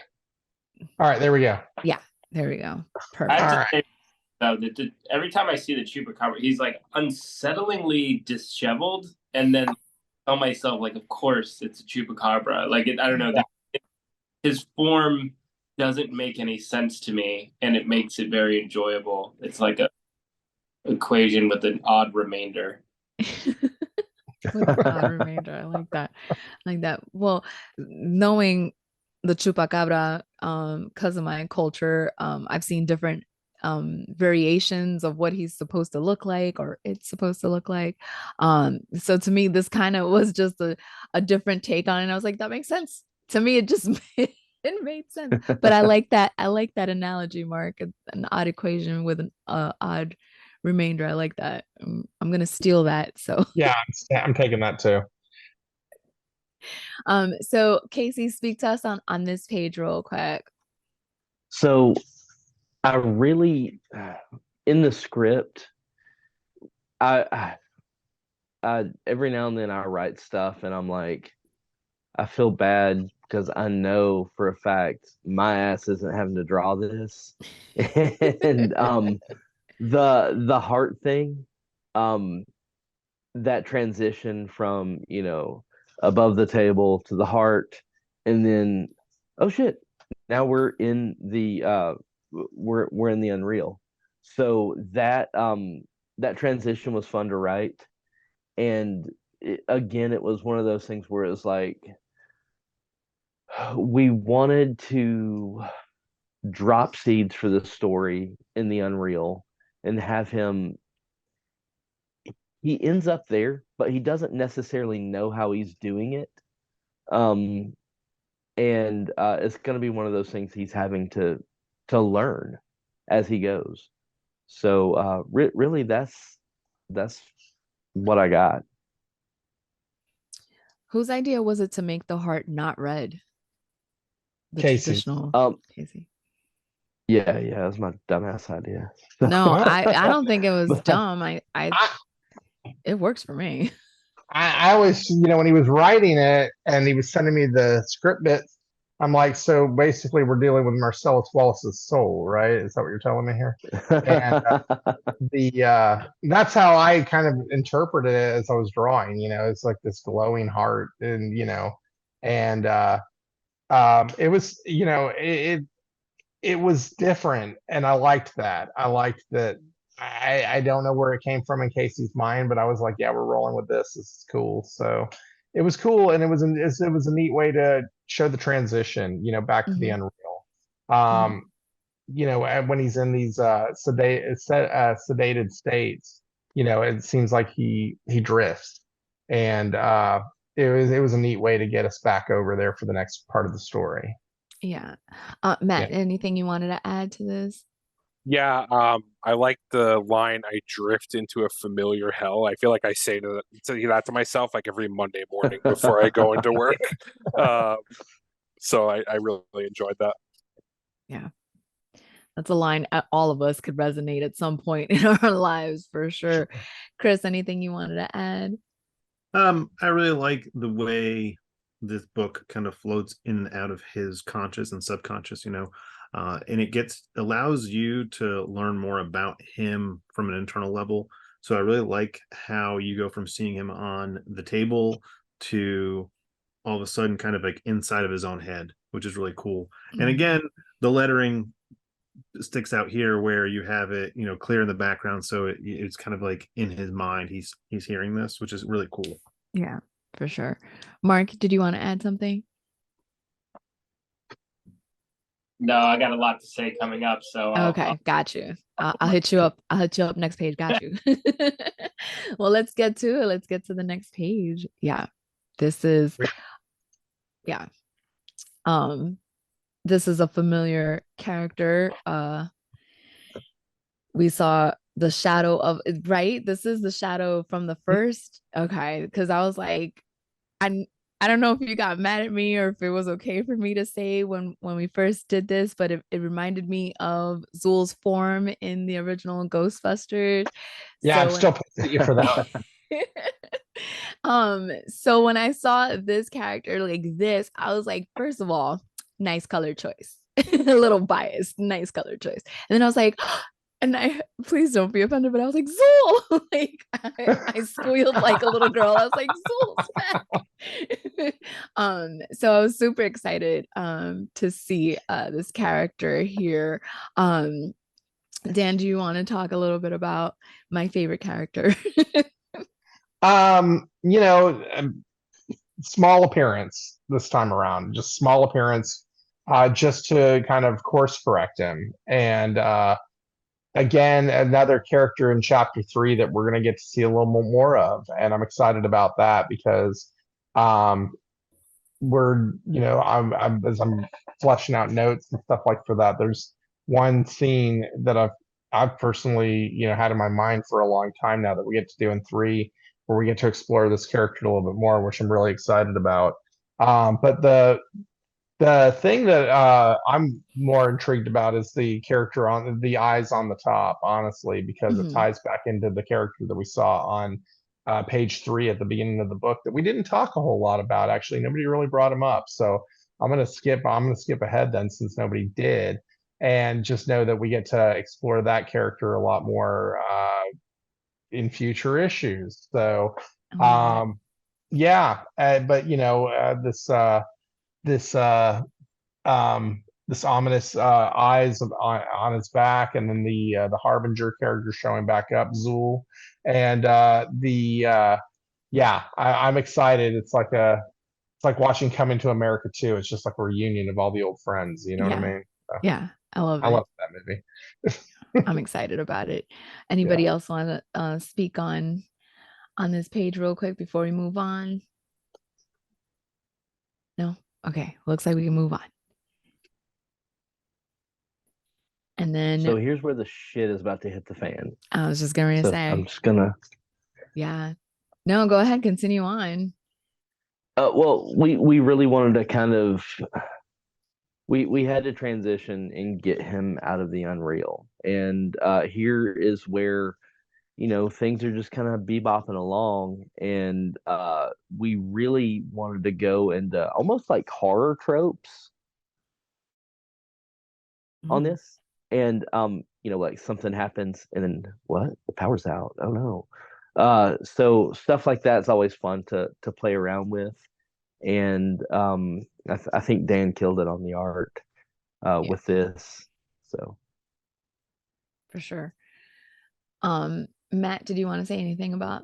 I'm not a horror fan, so for me it was not so much lost, but lost. Because I'm not a horror fan. So no, for sure. I like this page because it, again, the lights go out, you see just the eyes, and then that last panel, you see him like, almost hiding behind a wall, like real, stalker killer vibes, like Jason, Michael Myers. It's again like a really cool way to, like you said, the shit hits the fan, like a really cool way to show that, like, oh, he's loose and stuff's gonna go down. Yeah. Like, is that mean eyes or is that sexy eyes? I got a Batman. You have to turn the page to find out. What was that, Mark? I got like Batman animated series vibe. There's like, 90s undercurrent. Early 90s undercurrent on a lot of the scenes, because in the page prior where he's walking in front of the eyes that are in the background, like that feels very, like 90s action movie montage kind of feel. And like we go in there and I was just feeling like, some Batman animated series. You also had the blimp that also did the the Zeppelin or dirigibles or whatever. But yeah, so we are the product of the same generation.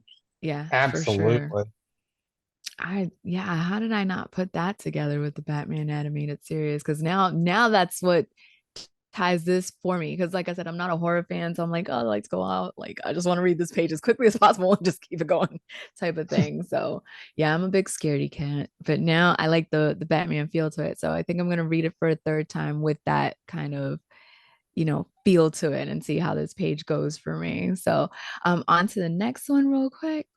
Yeah, and here it is. Gulp.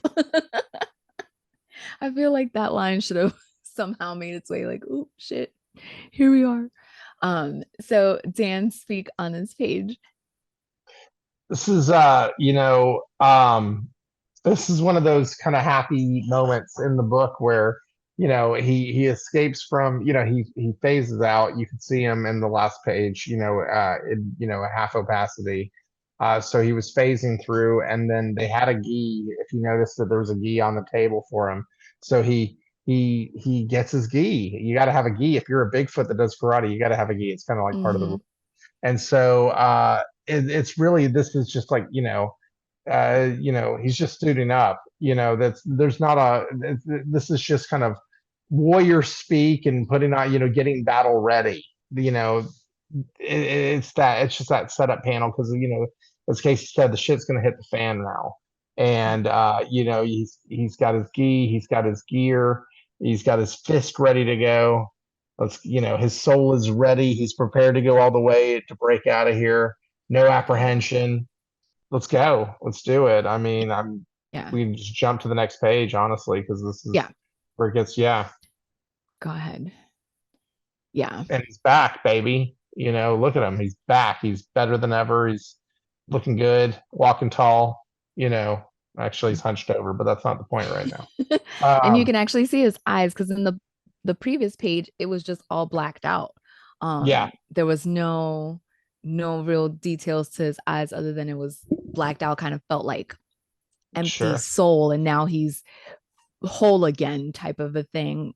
Am I incorrect in that kind of a saying, like he was empty before, now he's whole because he's free? Well, he's returned to his he's ready, he's battle ready. I mean, that's the big thing.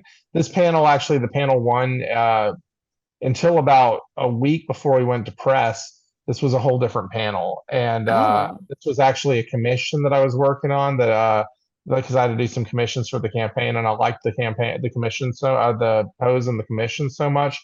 I said, I'll just redraw that commission. I'm throwing this into the book. So swapped out the two panels real quick, and I'm like, I'll make it up on that one.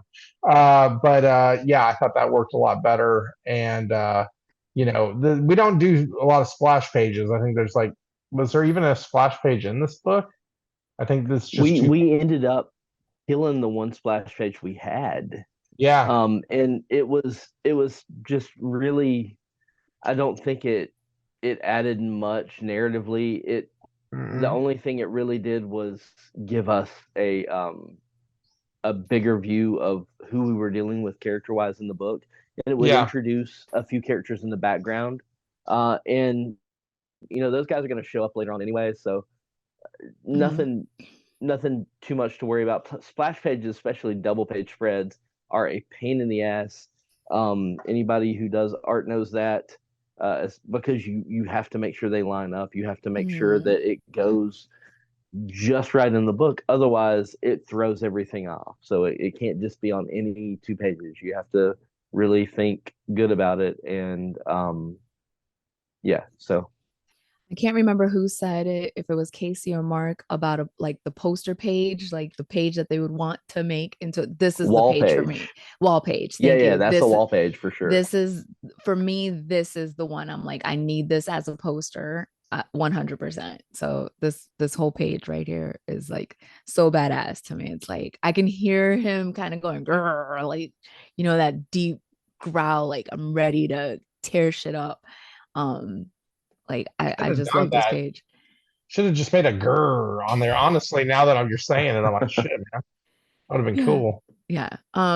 Chris, when you saw this page, what goosebumps were you at the edge of your seat? Like, yeah, let's fuck shit up. Oh yeah, I was stoked to see this. I love, again, all the art is great, Dan. You just nailed every single page, every single panel, and I love the design here. I love how it's the flow of color and the way you use color to show emotion throughout the book is great. And this is just another example of that. So when I saw this, I was like, cool, shit's about to hit the fan. This is gonna be awesome. Yeah, for sure. Mark, did you want to say anything about this page? I know you have excitement. Like when this page popped up, you were like, yeah. Yeah, you see the wall pages. I'm gonna have to add it to the LKC wall nice. Behind me. But it's I think we're gearing up for an introduction of one of my favorite introductions I've seen in a while of a character. Ooh, nice. Like it. Matt, did you want to add something real quick about this page? Yeah, I love a good suit up scene in like superhero fiction, like whether it's like in the movies or in comics, and this one nails it. I did want to say on the last page though, there was like a little bit of an implication that like he wears the gi because it's part of what he does, but like he'll fight naked if he has to. He's like I'm not modest, like I don't wear this because of modesty. So he's like, yeah, I'll definitely fight a dude in the nude if I have to, which is hilarious. But awesome. I mean, Dan, incredible job with this. It is for sure a wall page. Thank you very much. I appreciate that, y'all. Yeah. All right. All right. This dialogue in this section was fun to write. Yeah. Oh yeah, Over the next few pages. it was a blast. I bet this So right here. this is 90s action to the hilt. This is guns that don't make sense. This is speed lines everywhere. This is it's exactly what it's supposed to be in terms of like that type of thing. This was, getting into the chaos, and I really had a lot of fun drawing this. Especially, Literally. Yeah. Oh, sorry. oh no, especially this panel here with the where he's picking up the machinery, and the shadows and all of that stuff was fun. And then I just love the last panel where you get the big old knock knock, which was fun for me. This was a cool page, and I got to do some different things with color in it, which was nice. And just emotion is, color to me, it equals emotion. And we've been in the dark so much in this issue, but now, like, we're in motion, we're in action. Let's pump up the colors a bit. And let's have some fun with it.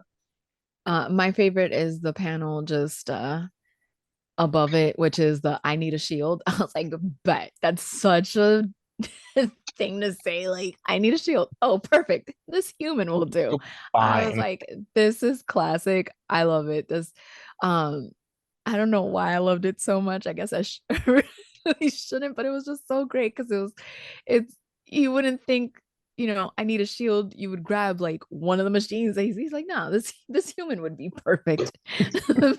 Matt, do you want to say anything about this page?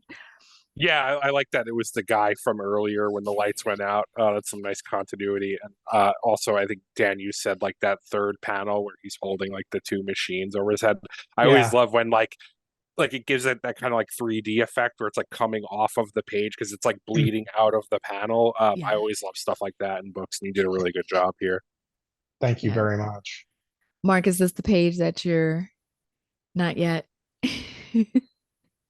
I mean, it's certainly leading into it. I think really for here is you get to see like comparative strength of Bigfoot here, right? And I think that third panel is what demonstrates it, where you're like, oh, okay, he can wreck shop very, very quickly.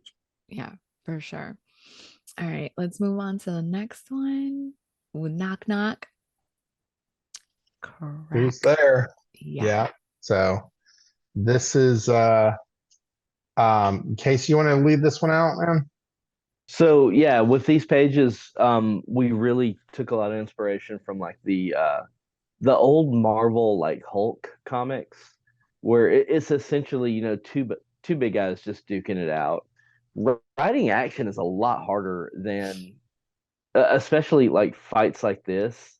It's hard as hell to kind of envision, and I'm not even having to draw this shit. I'm just writing it out. So I really had to kind of do a little bit of studying and figure out how I wanted this to work. And Asterion is kind of a fun guy to write.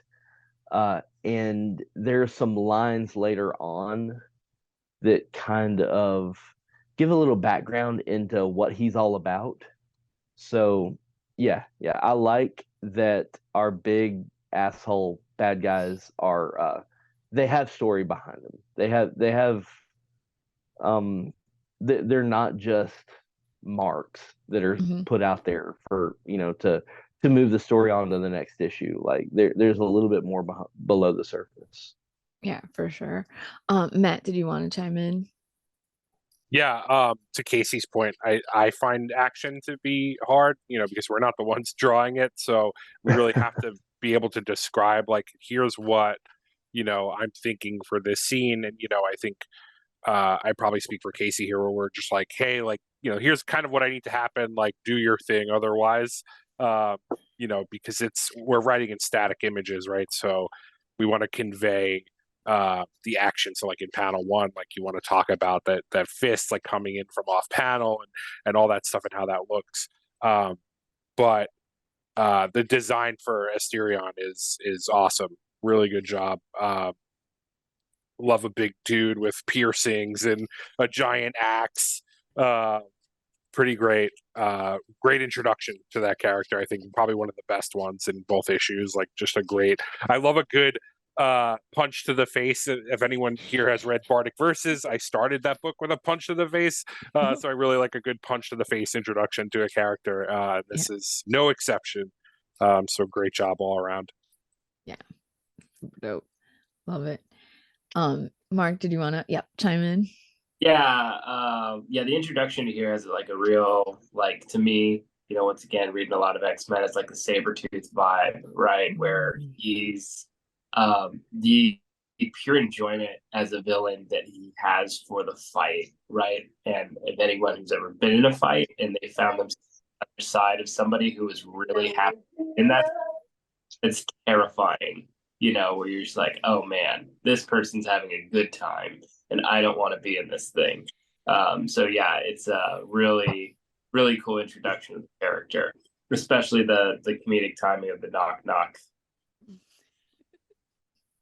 I like that he was like, you're supposed to say who's there. I was like, no, he didn't. Just try to correct them in the middle of all of this, like how to do a knock knock joke. This was so much fun to write and to draw.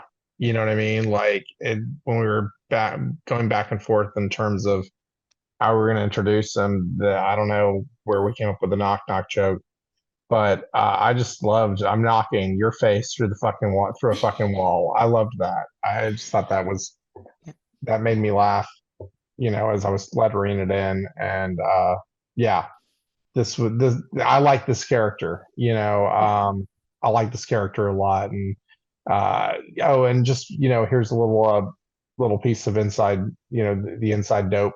The second panel, that was actually excised from one of the covers that I had done for the book.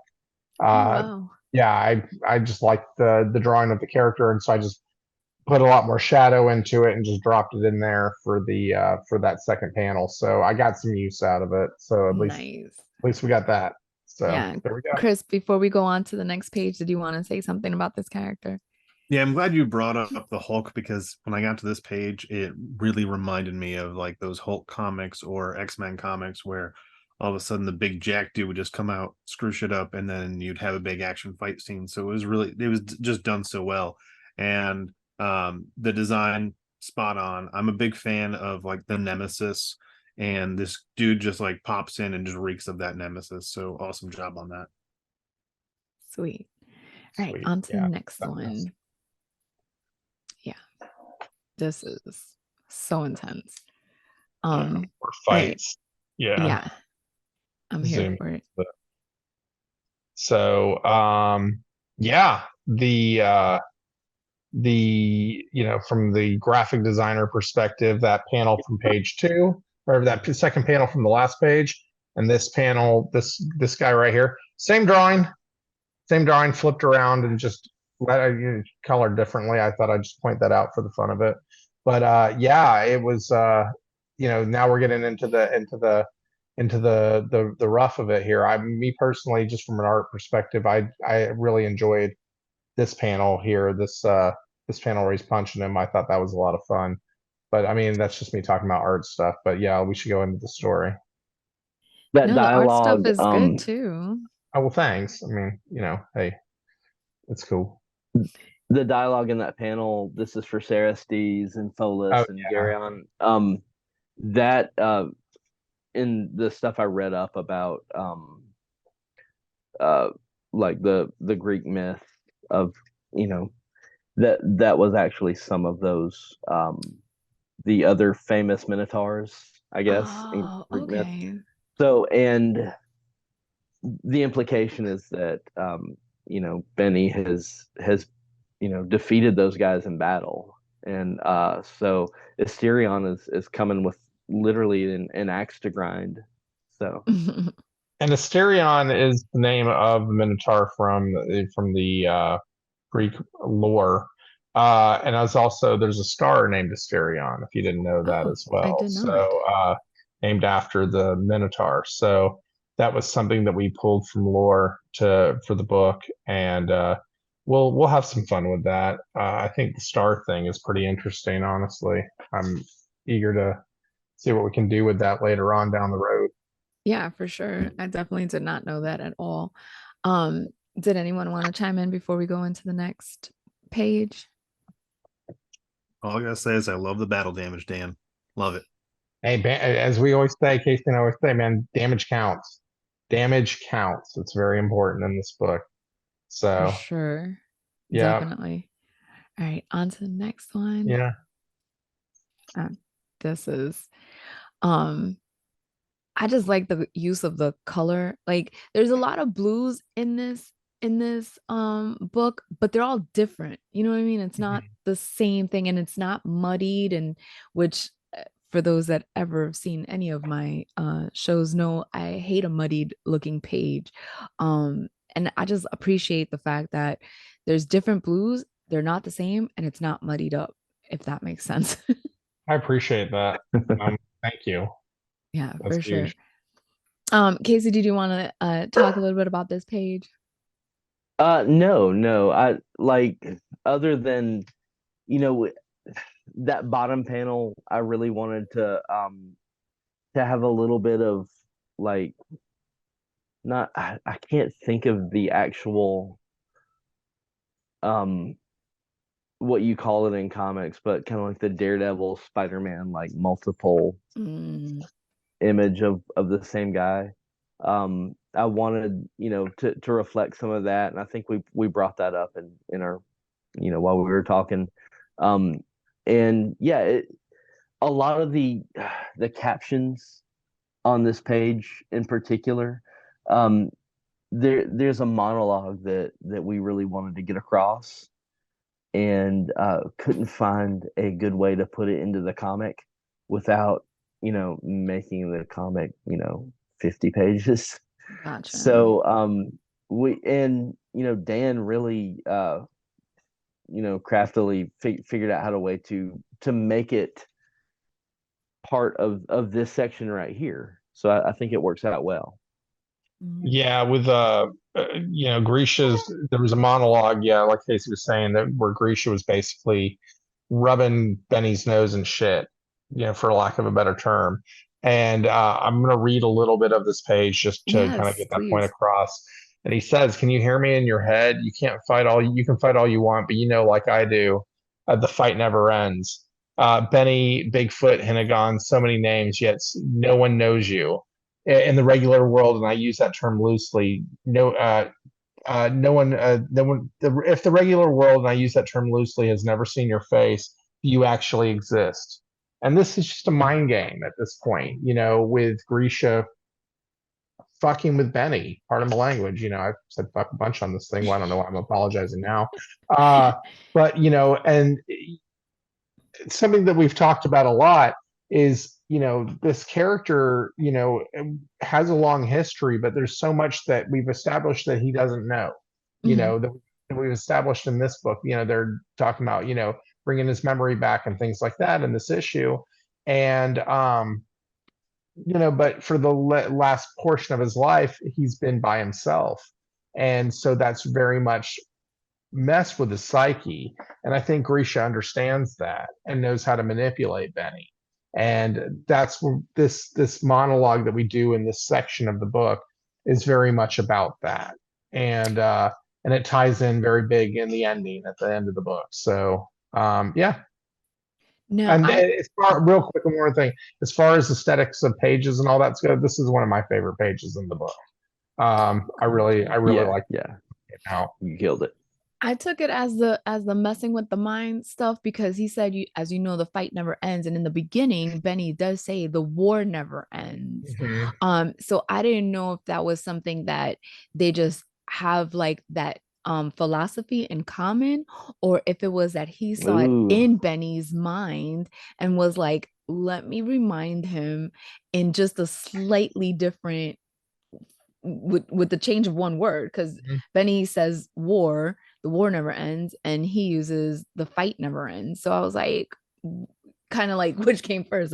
Do they have the same kind of philosophy with that, or was it I saw it in his mind, so I'm gonna use it against him and remind him that Sure. you're gonna have to keep on reading because I mean Yeah. I think I think you're picking up some things Trying, that guys. I'm trying to get all these nuggets out there. you're picking up some stuff and it'll pay off. Okay. Like what you're picking up is gonna pay off. Okay. I'm just glad that I'm not far-fetched in what I'm thinking. So I love it. Mark, did you have any thoughts on this page?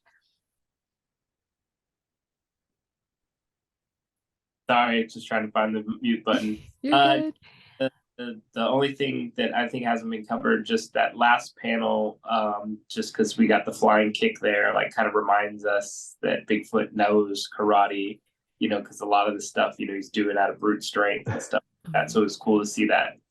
The hand, the form of the hand also kind of reminded us, oh shit, yeah, Bigfoot does know karate. So Chris, any thoughts on this page? I do like the shift in tone with the dialogue for him, like Dan read it, but it just flows very well, and I can hear it in my head, like this guy just speaking down to Benny in a way, you can fight all you want, but like I do, the fight never ends. It's again, it pulls at my Metal Gear strings, because Metal Gear Solid 4, war never changes kind of thing. And I again, Dan had said earlier with the 90s guns, good addition to this, because that really hit me hard. That is one thing this book just felt like to me was an homage to like the books, comics, when comics were just fun to read, and the book just hits it hard. And that last panel, I was gonna actually, before Mark said something, I love that last panel. I think Dan had showed this to me at one point, because him and I do bounce a lot of stuff off each other while we're in our production phase. And I remember seeing that panel and saying, oh man, he just literally kicked that dude's head off his neck. Can we get a zoom in on that, Dan, if you don't mind? Like, I remember seeing that when you were drawing it and going, man, and the girl's just watching him in the background massacre all these dudes, and she's just chilling. But yeah, if you didn't catch that, he literally like just karate kicks the dude's Dan, head. can you right zoom in on that panel? Yeah. There you go. Yeah, there it is. Yeah. Yep, there it is. So we have all this crazy blood, then wham, Yeah. Love that. I love it. Matt, anything you wanted to add before we scroll up? Yeah, I love a good villain monologue. I think this one is done exceptionally well, and I like that, the phrase, like, if the regular world has never seen your face, do you actually exist? It actually made me think of today, not to make a long story very short, I work remotely mostly, and I manage a team of people that work elsewhere. And I had a meeting with them today, and I specifically told them, like, I turned my camera on because I wanted them to know I was a real person. So, like, I like that idea of, like, if you're not perceived, like, are you actually real? Yeah.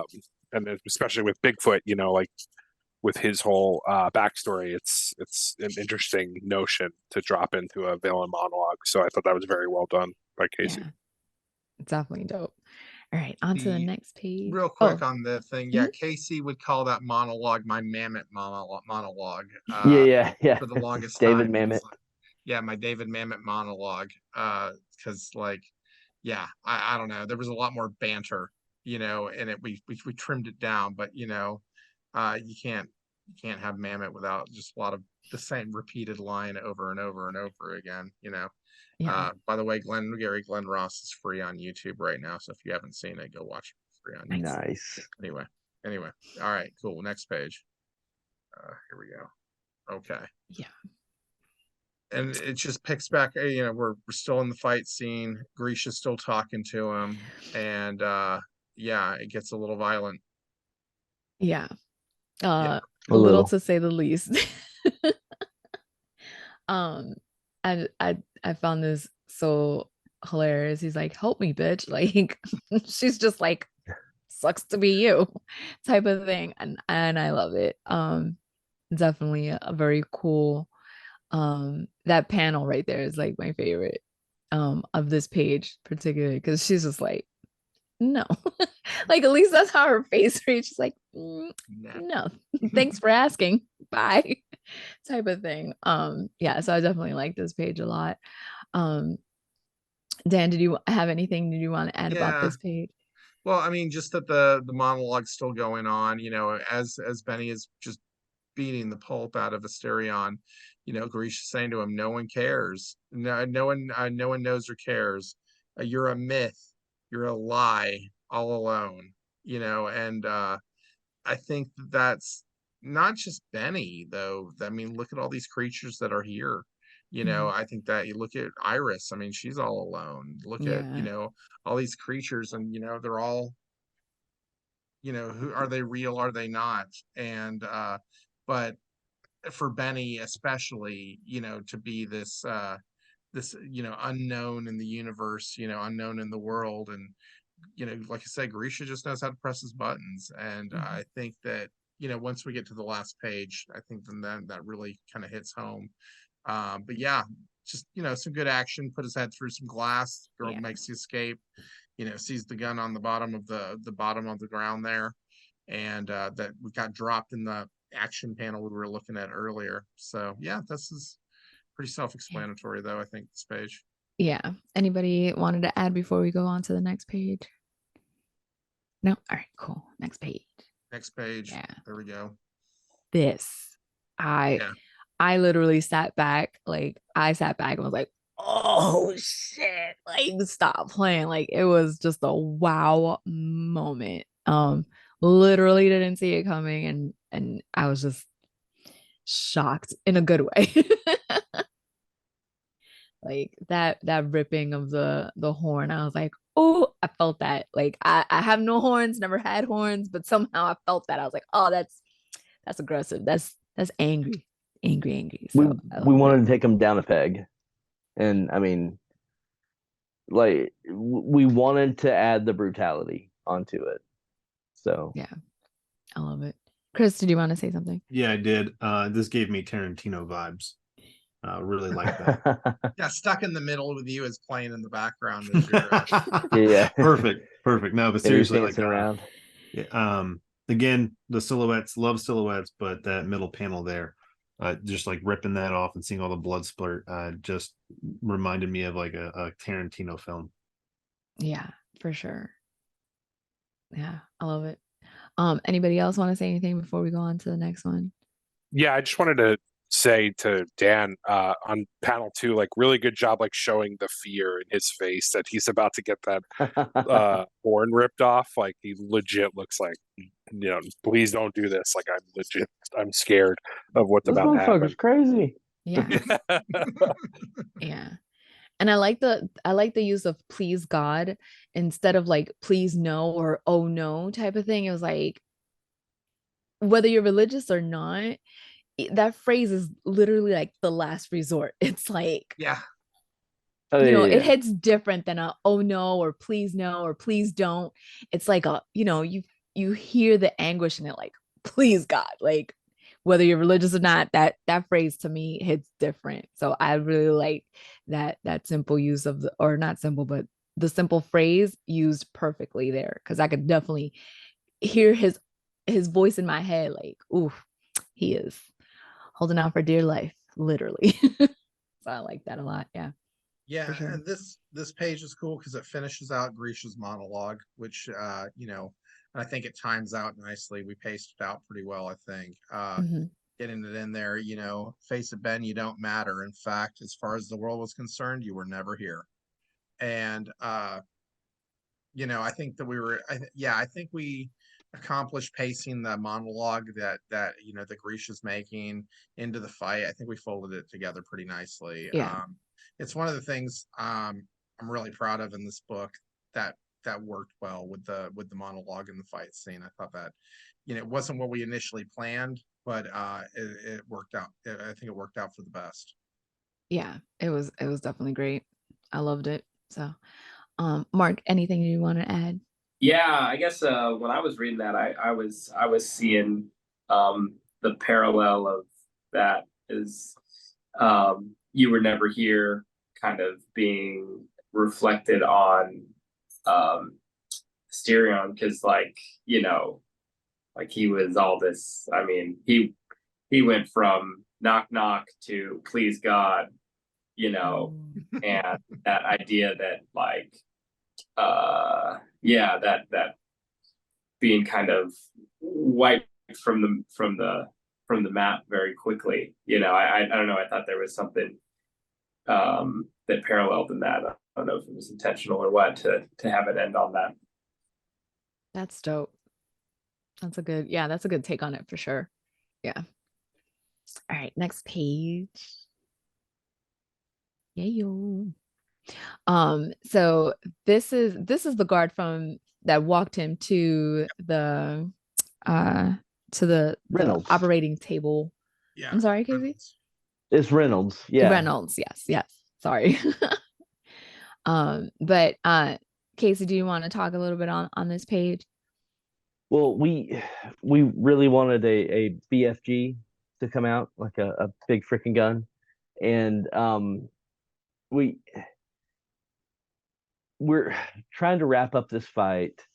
Reynolds is in, and really we just wanted to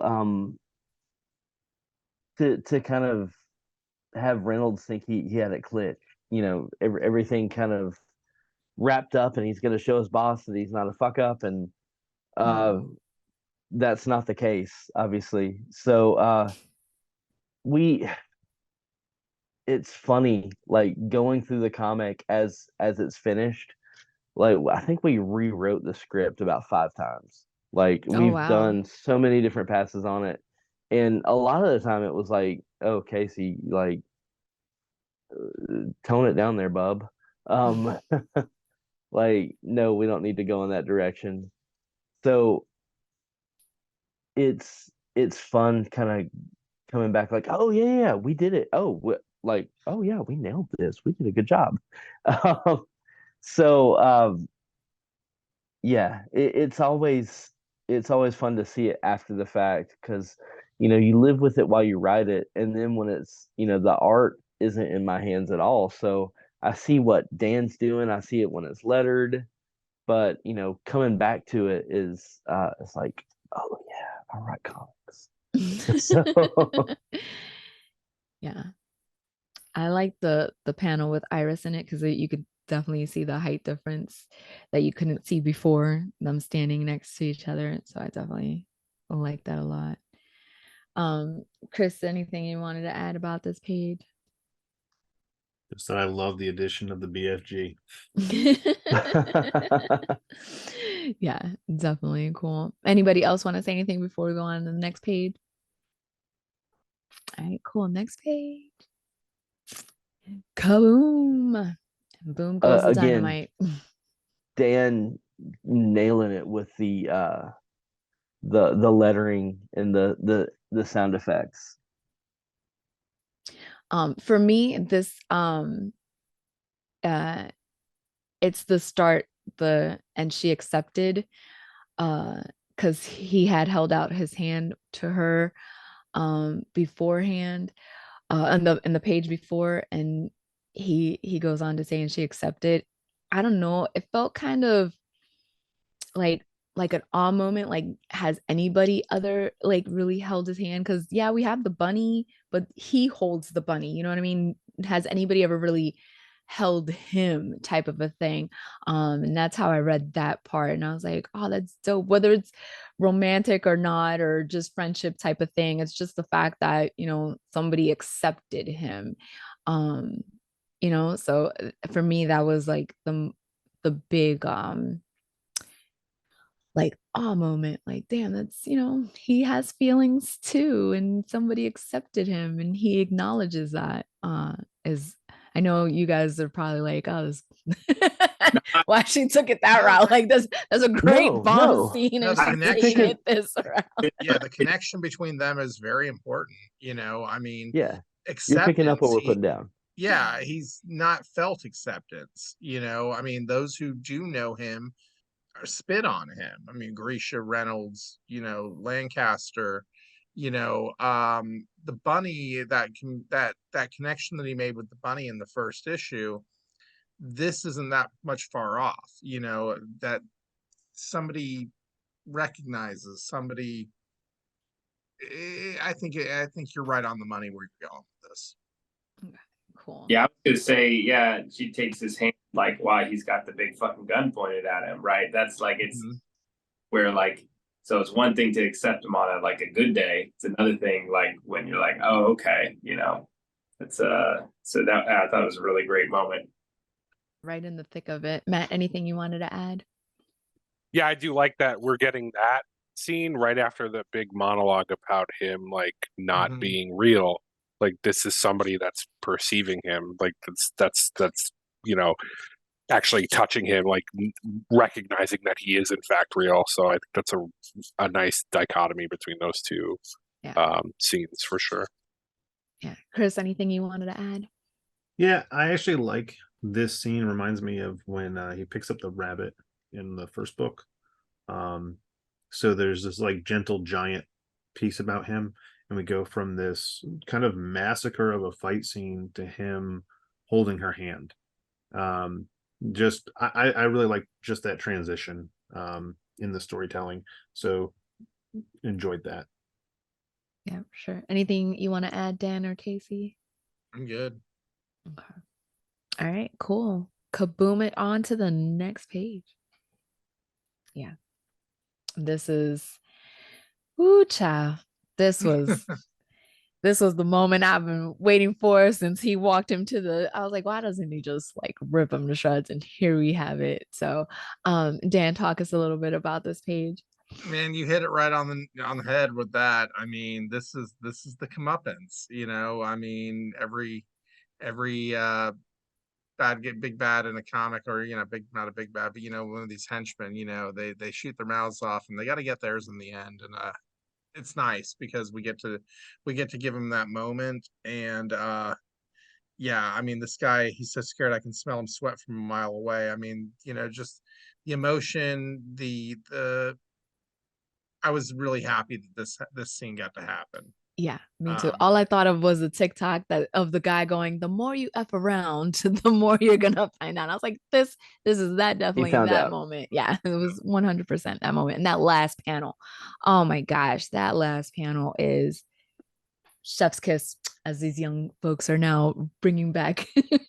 It is amazing. Definitely well done. And I loved every second of this page. So Mark, what you want to add? Oh, you beat me to the punch on that last panel. It's got that Hitchcock effect, right? Where you're just like, oh, yeah, 100%. Yeah. Oh yeah, that's awesome. It's so good. Matt, anything you want to say? No, just that it's dope. That's it. Awesome. Well done. Chris.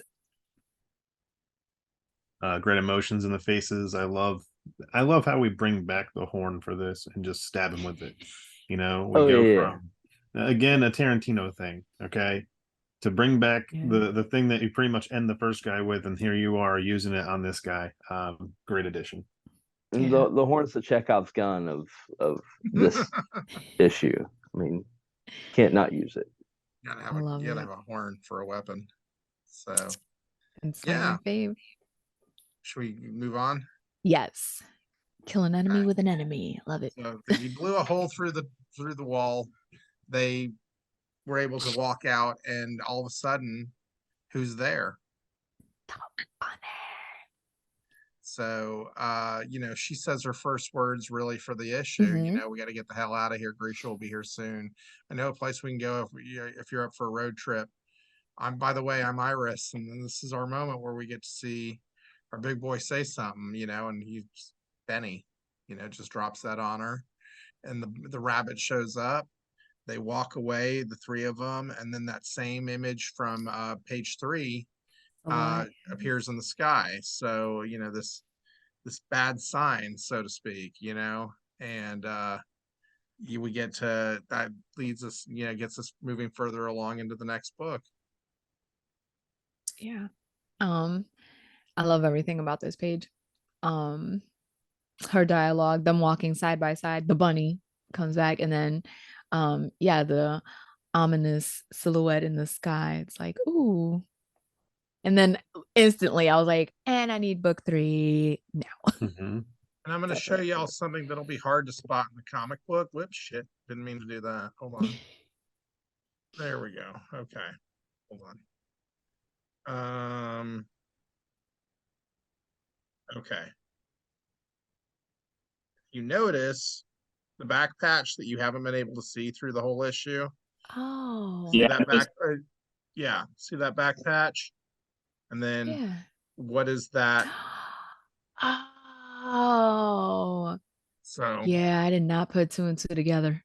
no, that's okay. That's okay. It wasn't well. It was obscured through the entire book. We never saw his back for a reason, and so we have that little drawing, and that's gonna take that pulls us back into this. So just laying again those little pieces of breadcrumbs that we're just trying to drop in there. So I might be reading too far into this, but I see tentacles there. Am I wrong for seeing tentacles? see Yeah, it there's too. tentacles there. There's tentacles all through this book. It might as well be hentai for Christ's sake. So, It has a very Stranger Things vibe, which I love. Ooh. cool. Yeah. And get I behind do that. like it. Yeah. Mark, what do you want to add to the finale? Oh, not on this page. Yeah, I think everyone covered it. Oh, and Matt. Okay. Yeah. So I what can I say? Again, I read this faster than I've read any book in my whole entire 44 years of existence. And I understood it and I was not confused. And now I am ready for book 3. We got a couple more pages on this one. Should we So yeah, let's keep yeah. let's keep it rolling. Yeah, we got 2 more pages left. So Yeah. all right. So if I may, Yeah, like you may. with these last few pages, we really wanted to lead into book 3 or issue 3 and wrap up where the baddies are and kind of give people a taste of what's to come.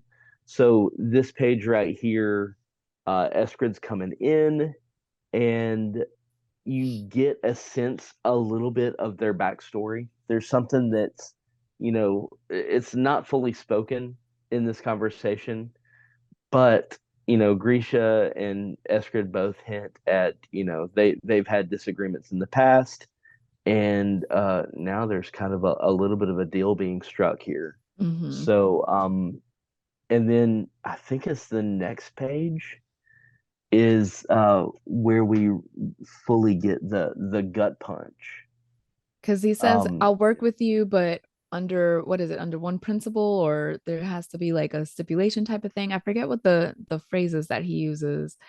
Yeah, it's on the next joining page. Oh, okay, it is the next page. Okay, sorry, on my screen it's a little small, so I can't see No which problem. one. So sorry about that. Yeah, but is this the one where he says you're a seeker? So see, Yeah, right? you're a seer, so now seek. See, thank you. Sorry about that. Yeah, no, you're good. I was proud of that line. Yeah, it's definitely, he's still kind of trying to maintain that authority, like this is what you do, so do it type of thing. But the way he's saying it, obviously it's condescending and very talking down to. Oh yeah, he's a bitch. Yeah, he really is. 100%. And remind me, is this the first time like we're seeing his full stature? No, right? His whole yeah. Yeah, it showed up in the first scene in the first Okay, book too. okay. Yeah. Sorry. No, you're good. But I don't remember seeing like his bottom half, so that's why I was like, oh wait, this is like I'm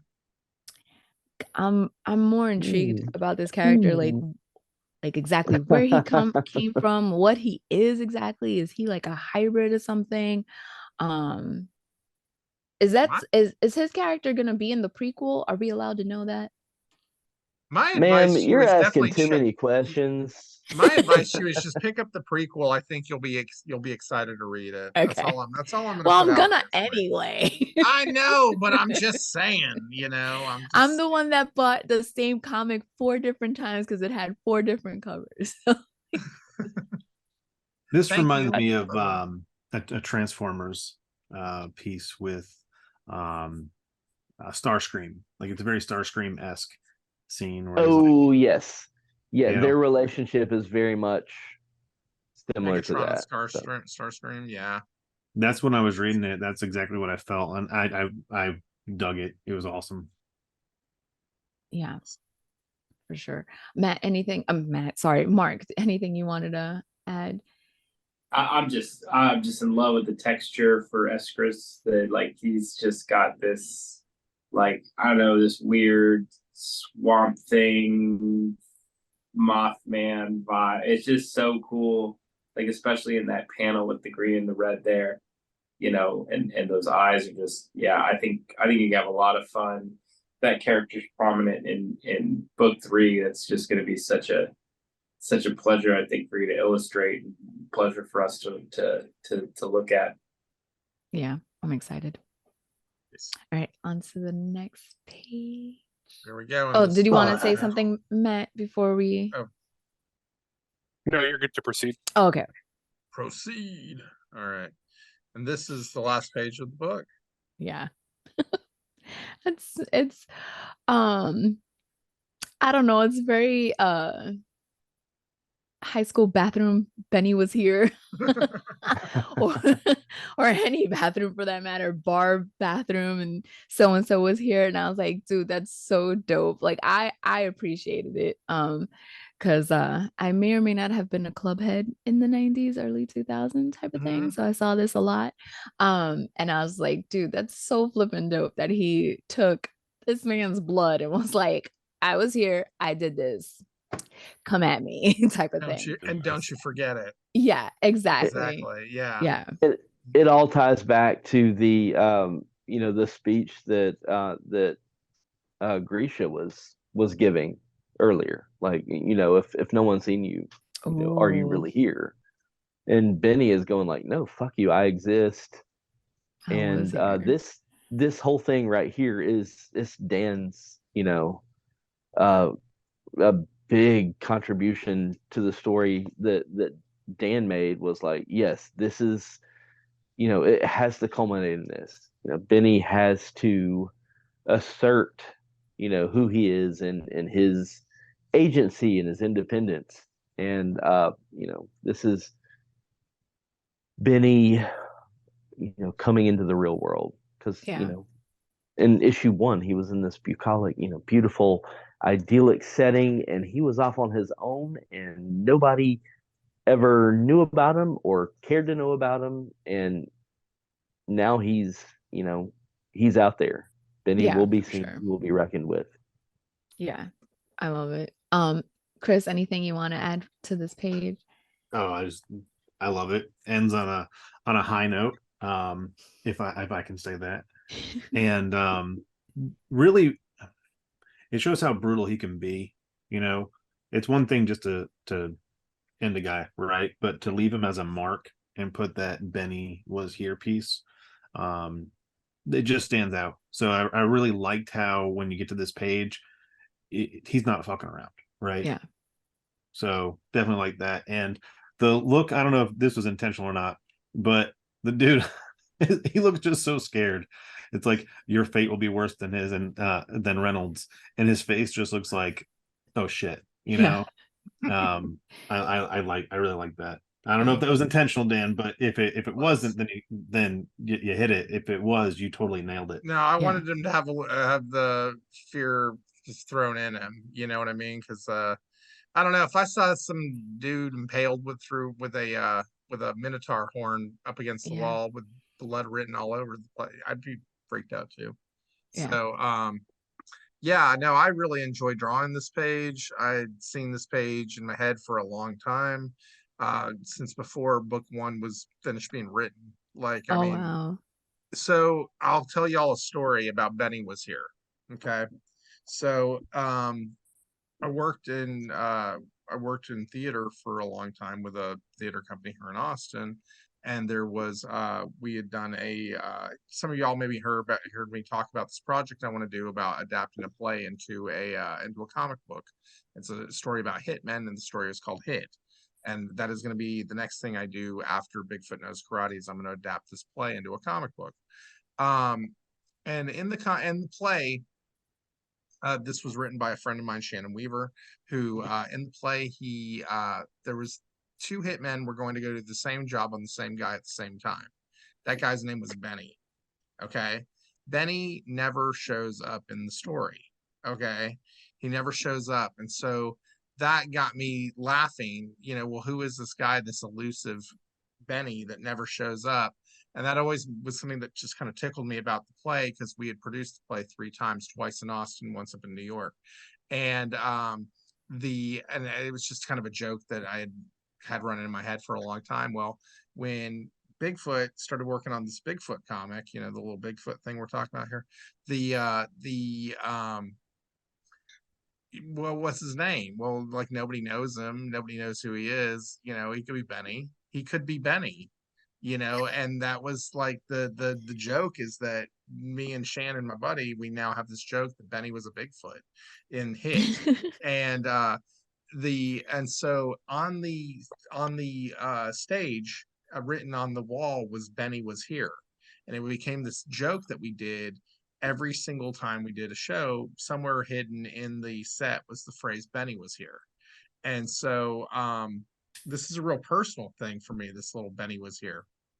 It goes back a lot of years. I mean, we're talking about 2001 when this first 2002 when this first so it was a very personal thing for me, but it worked very well for the story. And so if so you can always, when later on, years from now, when you do read Hit adapted into a comic book, you can know that Benny was actually a Bigfoot. So there you go. Nice. Did you Waiting for Godot a hitman? Yeah, it was basically Waiting for Godot for Hitman. Exactly. Yeah.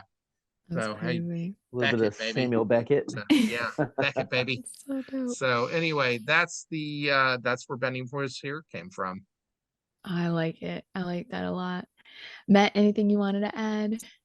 Yeah, I really do love that he wrote Benny was here. I just picture him like dipping his fingers in the blood and like having to go like over and over on the lines to make sure that they read correctly, taking a step back and going, hey, do you think they're going to be able to understand what this says? Let me add more blood. Yeah, let me take some off. Like, it's just hilarious to me to like fill in those blanks. But no, it's what a great way to end this issue, to be like, no, I'm real, motherfucker. And like, now it's, now this is real. Now, don't come for me. Otherwise I'm going to whoop your ass. So I love it. Great job.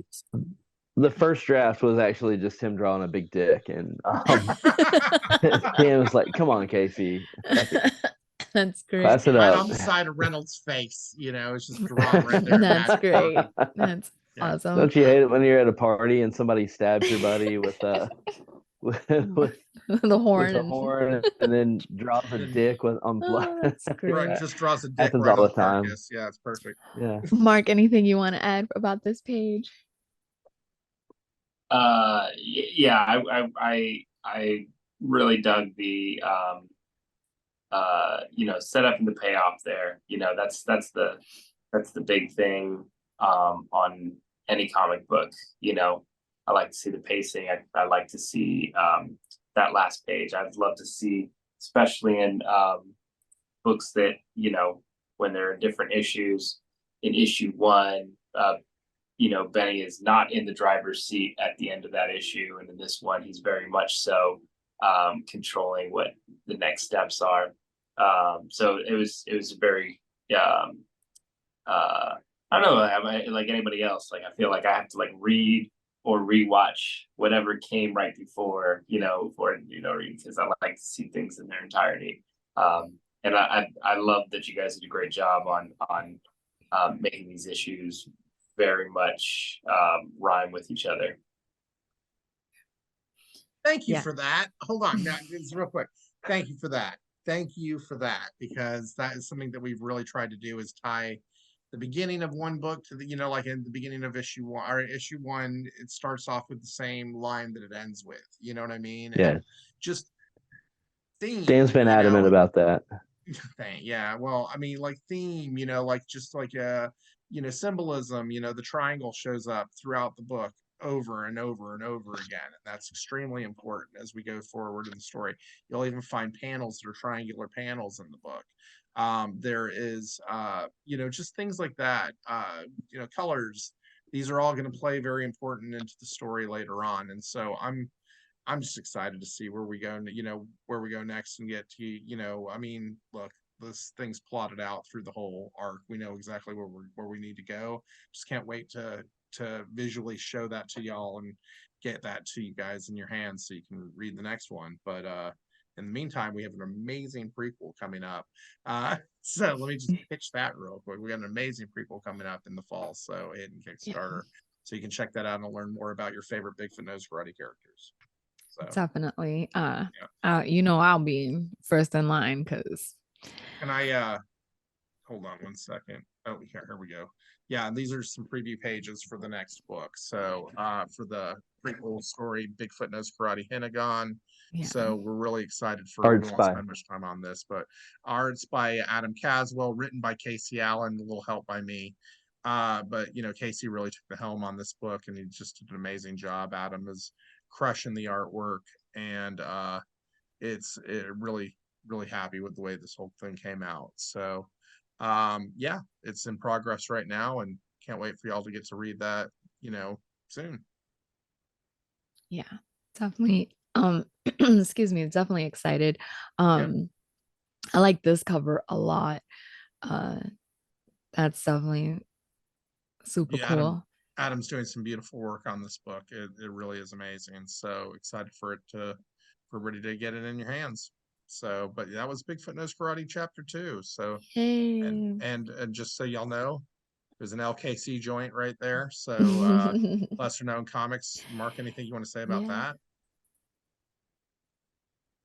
It's been amazing to add Bigfoot Knows Karate into the lineup. I think that Dan has always been somebody I admired in the scene, you know.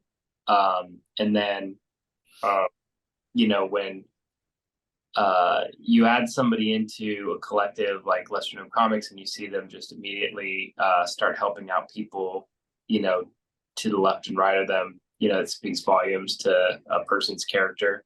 I think it's also reflected in what Casey does in the Comics Jam and stuff like that. And, you know, I got the opportunity to speak, you know, during San Diego Comic-Con and you know, the big soapbox I've been on is that, you know, community is the single most important factor in being successful, you know, in any endeavor in life. And I think both of you guys understand that and embody that.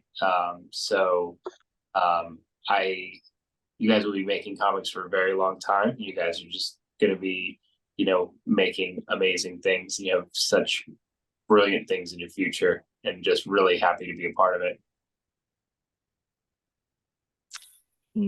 Aw, Mark, appreciate it. Nice. Mark, thank you for taking a chance on a couple of unknown kids who, you know, absolutely. Yeah, no, we appreciate you, man, and everybody at LKC is phenomenal, and just thank you to everyone who backed the comic, and thank you for everyone for being here tonight. I mean, seriously, you know, Kat, love you, and you know that though, and you know, Chris, thank you for being there all the times that you have, and you know, listening, and you know, just bouncing shit back and forth, and you know, Mark, you know how I feel about you. I'll send you flowers later. You're amazing, and yeah, and Matt, thank you for coming on here tonight, man. I know that you and Casey go way back, and you know, just you're a former comics jammer too, right? Yeah, so I joined the jam in between projects. I had like I was working on a work for hire book that kind of dissipated in front of me, and I felt kind of aimless in comics. So I found the comic jam, and then me and Casey just like clicked from day one, and you know, always kept in contact that's just like you said, like he built a really strong community of people that just love comics for the sake of comics, right? It's no frills. It's, you know, it was challenging, like working on one-page comics. I found it really helpful for me to like flex my muscles there, and do something different. But again, like he fostered a great community of creators, and it really, like, it got me back up and running at a time where I was like, I don't know where I'm going to go next. I don't know what's next for me. So shout out to him and the Comic Jam. Thanks, specifically. Man. Yeah, exactly. Because without the Comic Jam, I wouldn't be doing this right now. And without Casey, I mean, seriously, Casey, I always call you the nicest guy in indie comics, and I mean it. You know, I absolutely mean it, because you foster, you know, goodwill in indie, and you treat creators, you know, like creators, and you allow people to do what they need to do and get where they need to go. And I'm very grateful for you, man. Very grateful for you. So thank you for all of that. Thanks, Perfect. man. Yeah. So, did you want to say anything else, Casey? Oh, I'm just saying, like, yeah, thank you guys, everybody, for showing up. Matt, we were talking about Matt a minute ago. Matt's the guy that I send my dirty jokes to. Like, I feel like we're tight enough where I can just like send him some off the wall shit, and he's just like, yeah. The IG posts make sense now, Matt. The IG posts make sense now. So yeah, I love Matt. Matt is super talented. His book, The Bardic Verses, is with Band of Bards, which is, you know, apropos. And so look out for that. That's it's going to be out and about and available. And yeah, check out the Comic Jam. The Comic Jam is super fun. And it's one of those things where if you want to try comics, you're not sure about it, you know, give it a go. And that's how you get into it. Well, thank you everybody for stopping by. I appreciate all of you. In your own rights, you are all comic book geniuses. And I should know, because I've read everyone's books here. Everybody's just very modest and humble, and I appreciate it. And that's why they have me around, to say that they are comic book geniuses. If you haven't picked up any of these comic books, do yourself a favor and go check them out, because Dan and Casey are amazing. So they would surround themselves, obviously, with other amazing people. Thank you to everyone who backed this up. You know the drill. The preview's coming. Don't be a slacker, because I'm not. Go ahead and back that Kickstarter, and we'll see you guys hopefully for the prequel, right? Absolutely. Have a good You'll one. Be here for that, right? Yes, definitely. All right. Night, everyone. Thanks, everyone. Thank you guys so much. Appreciate it.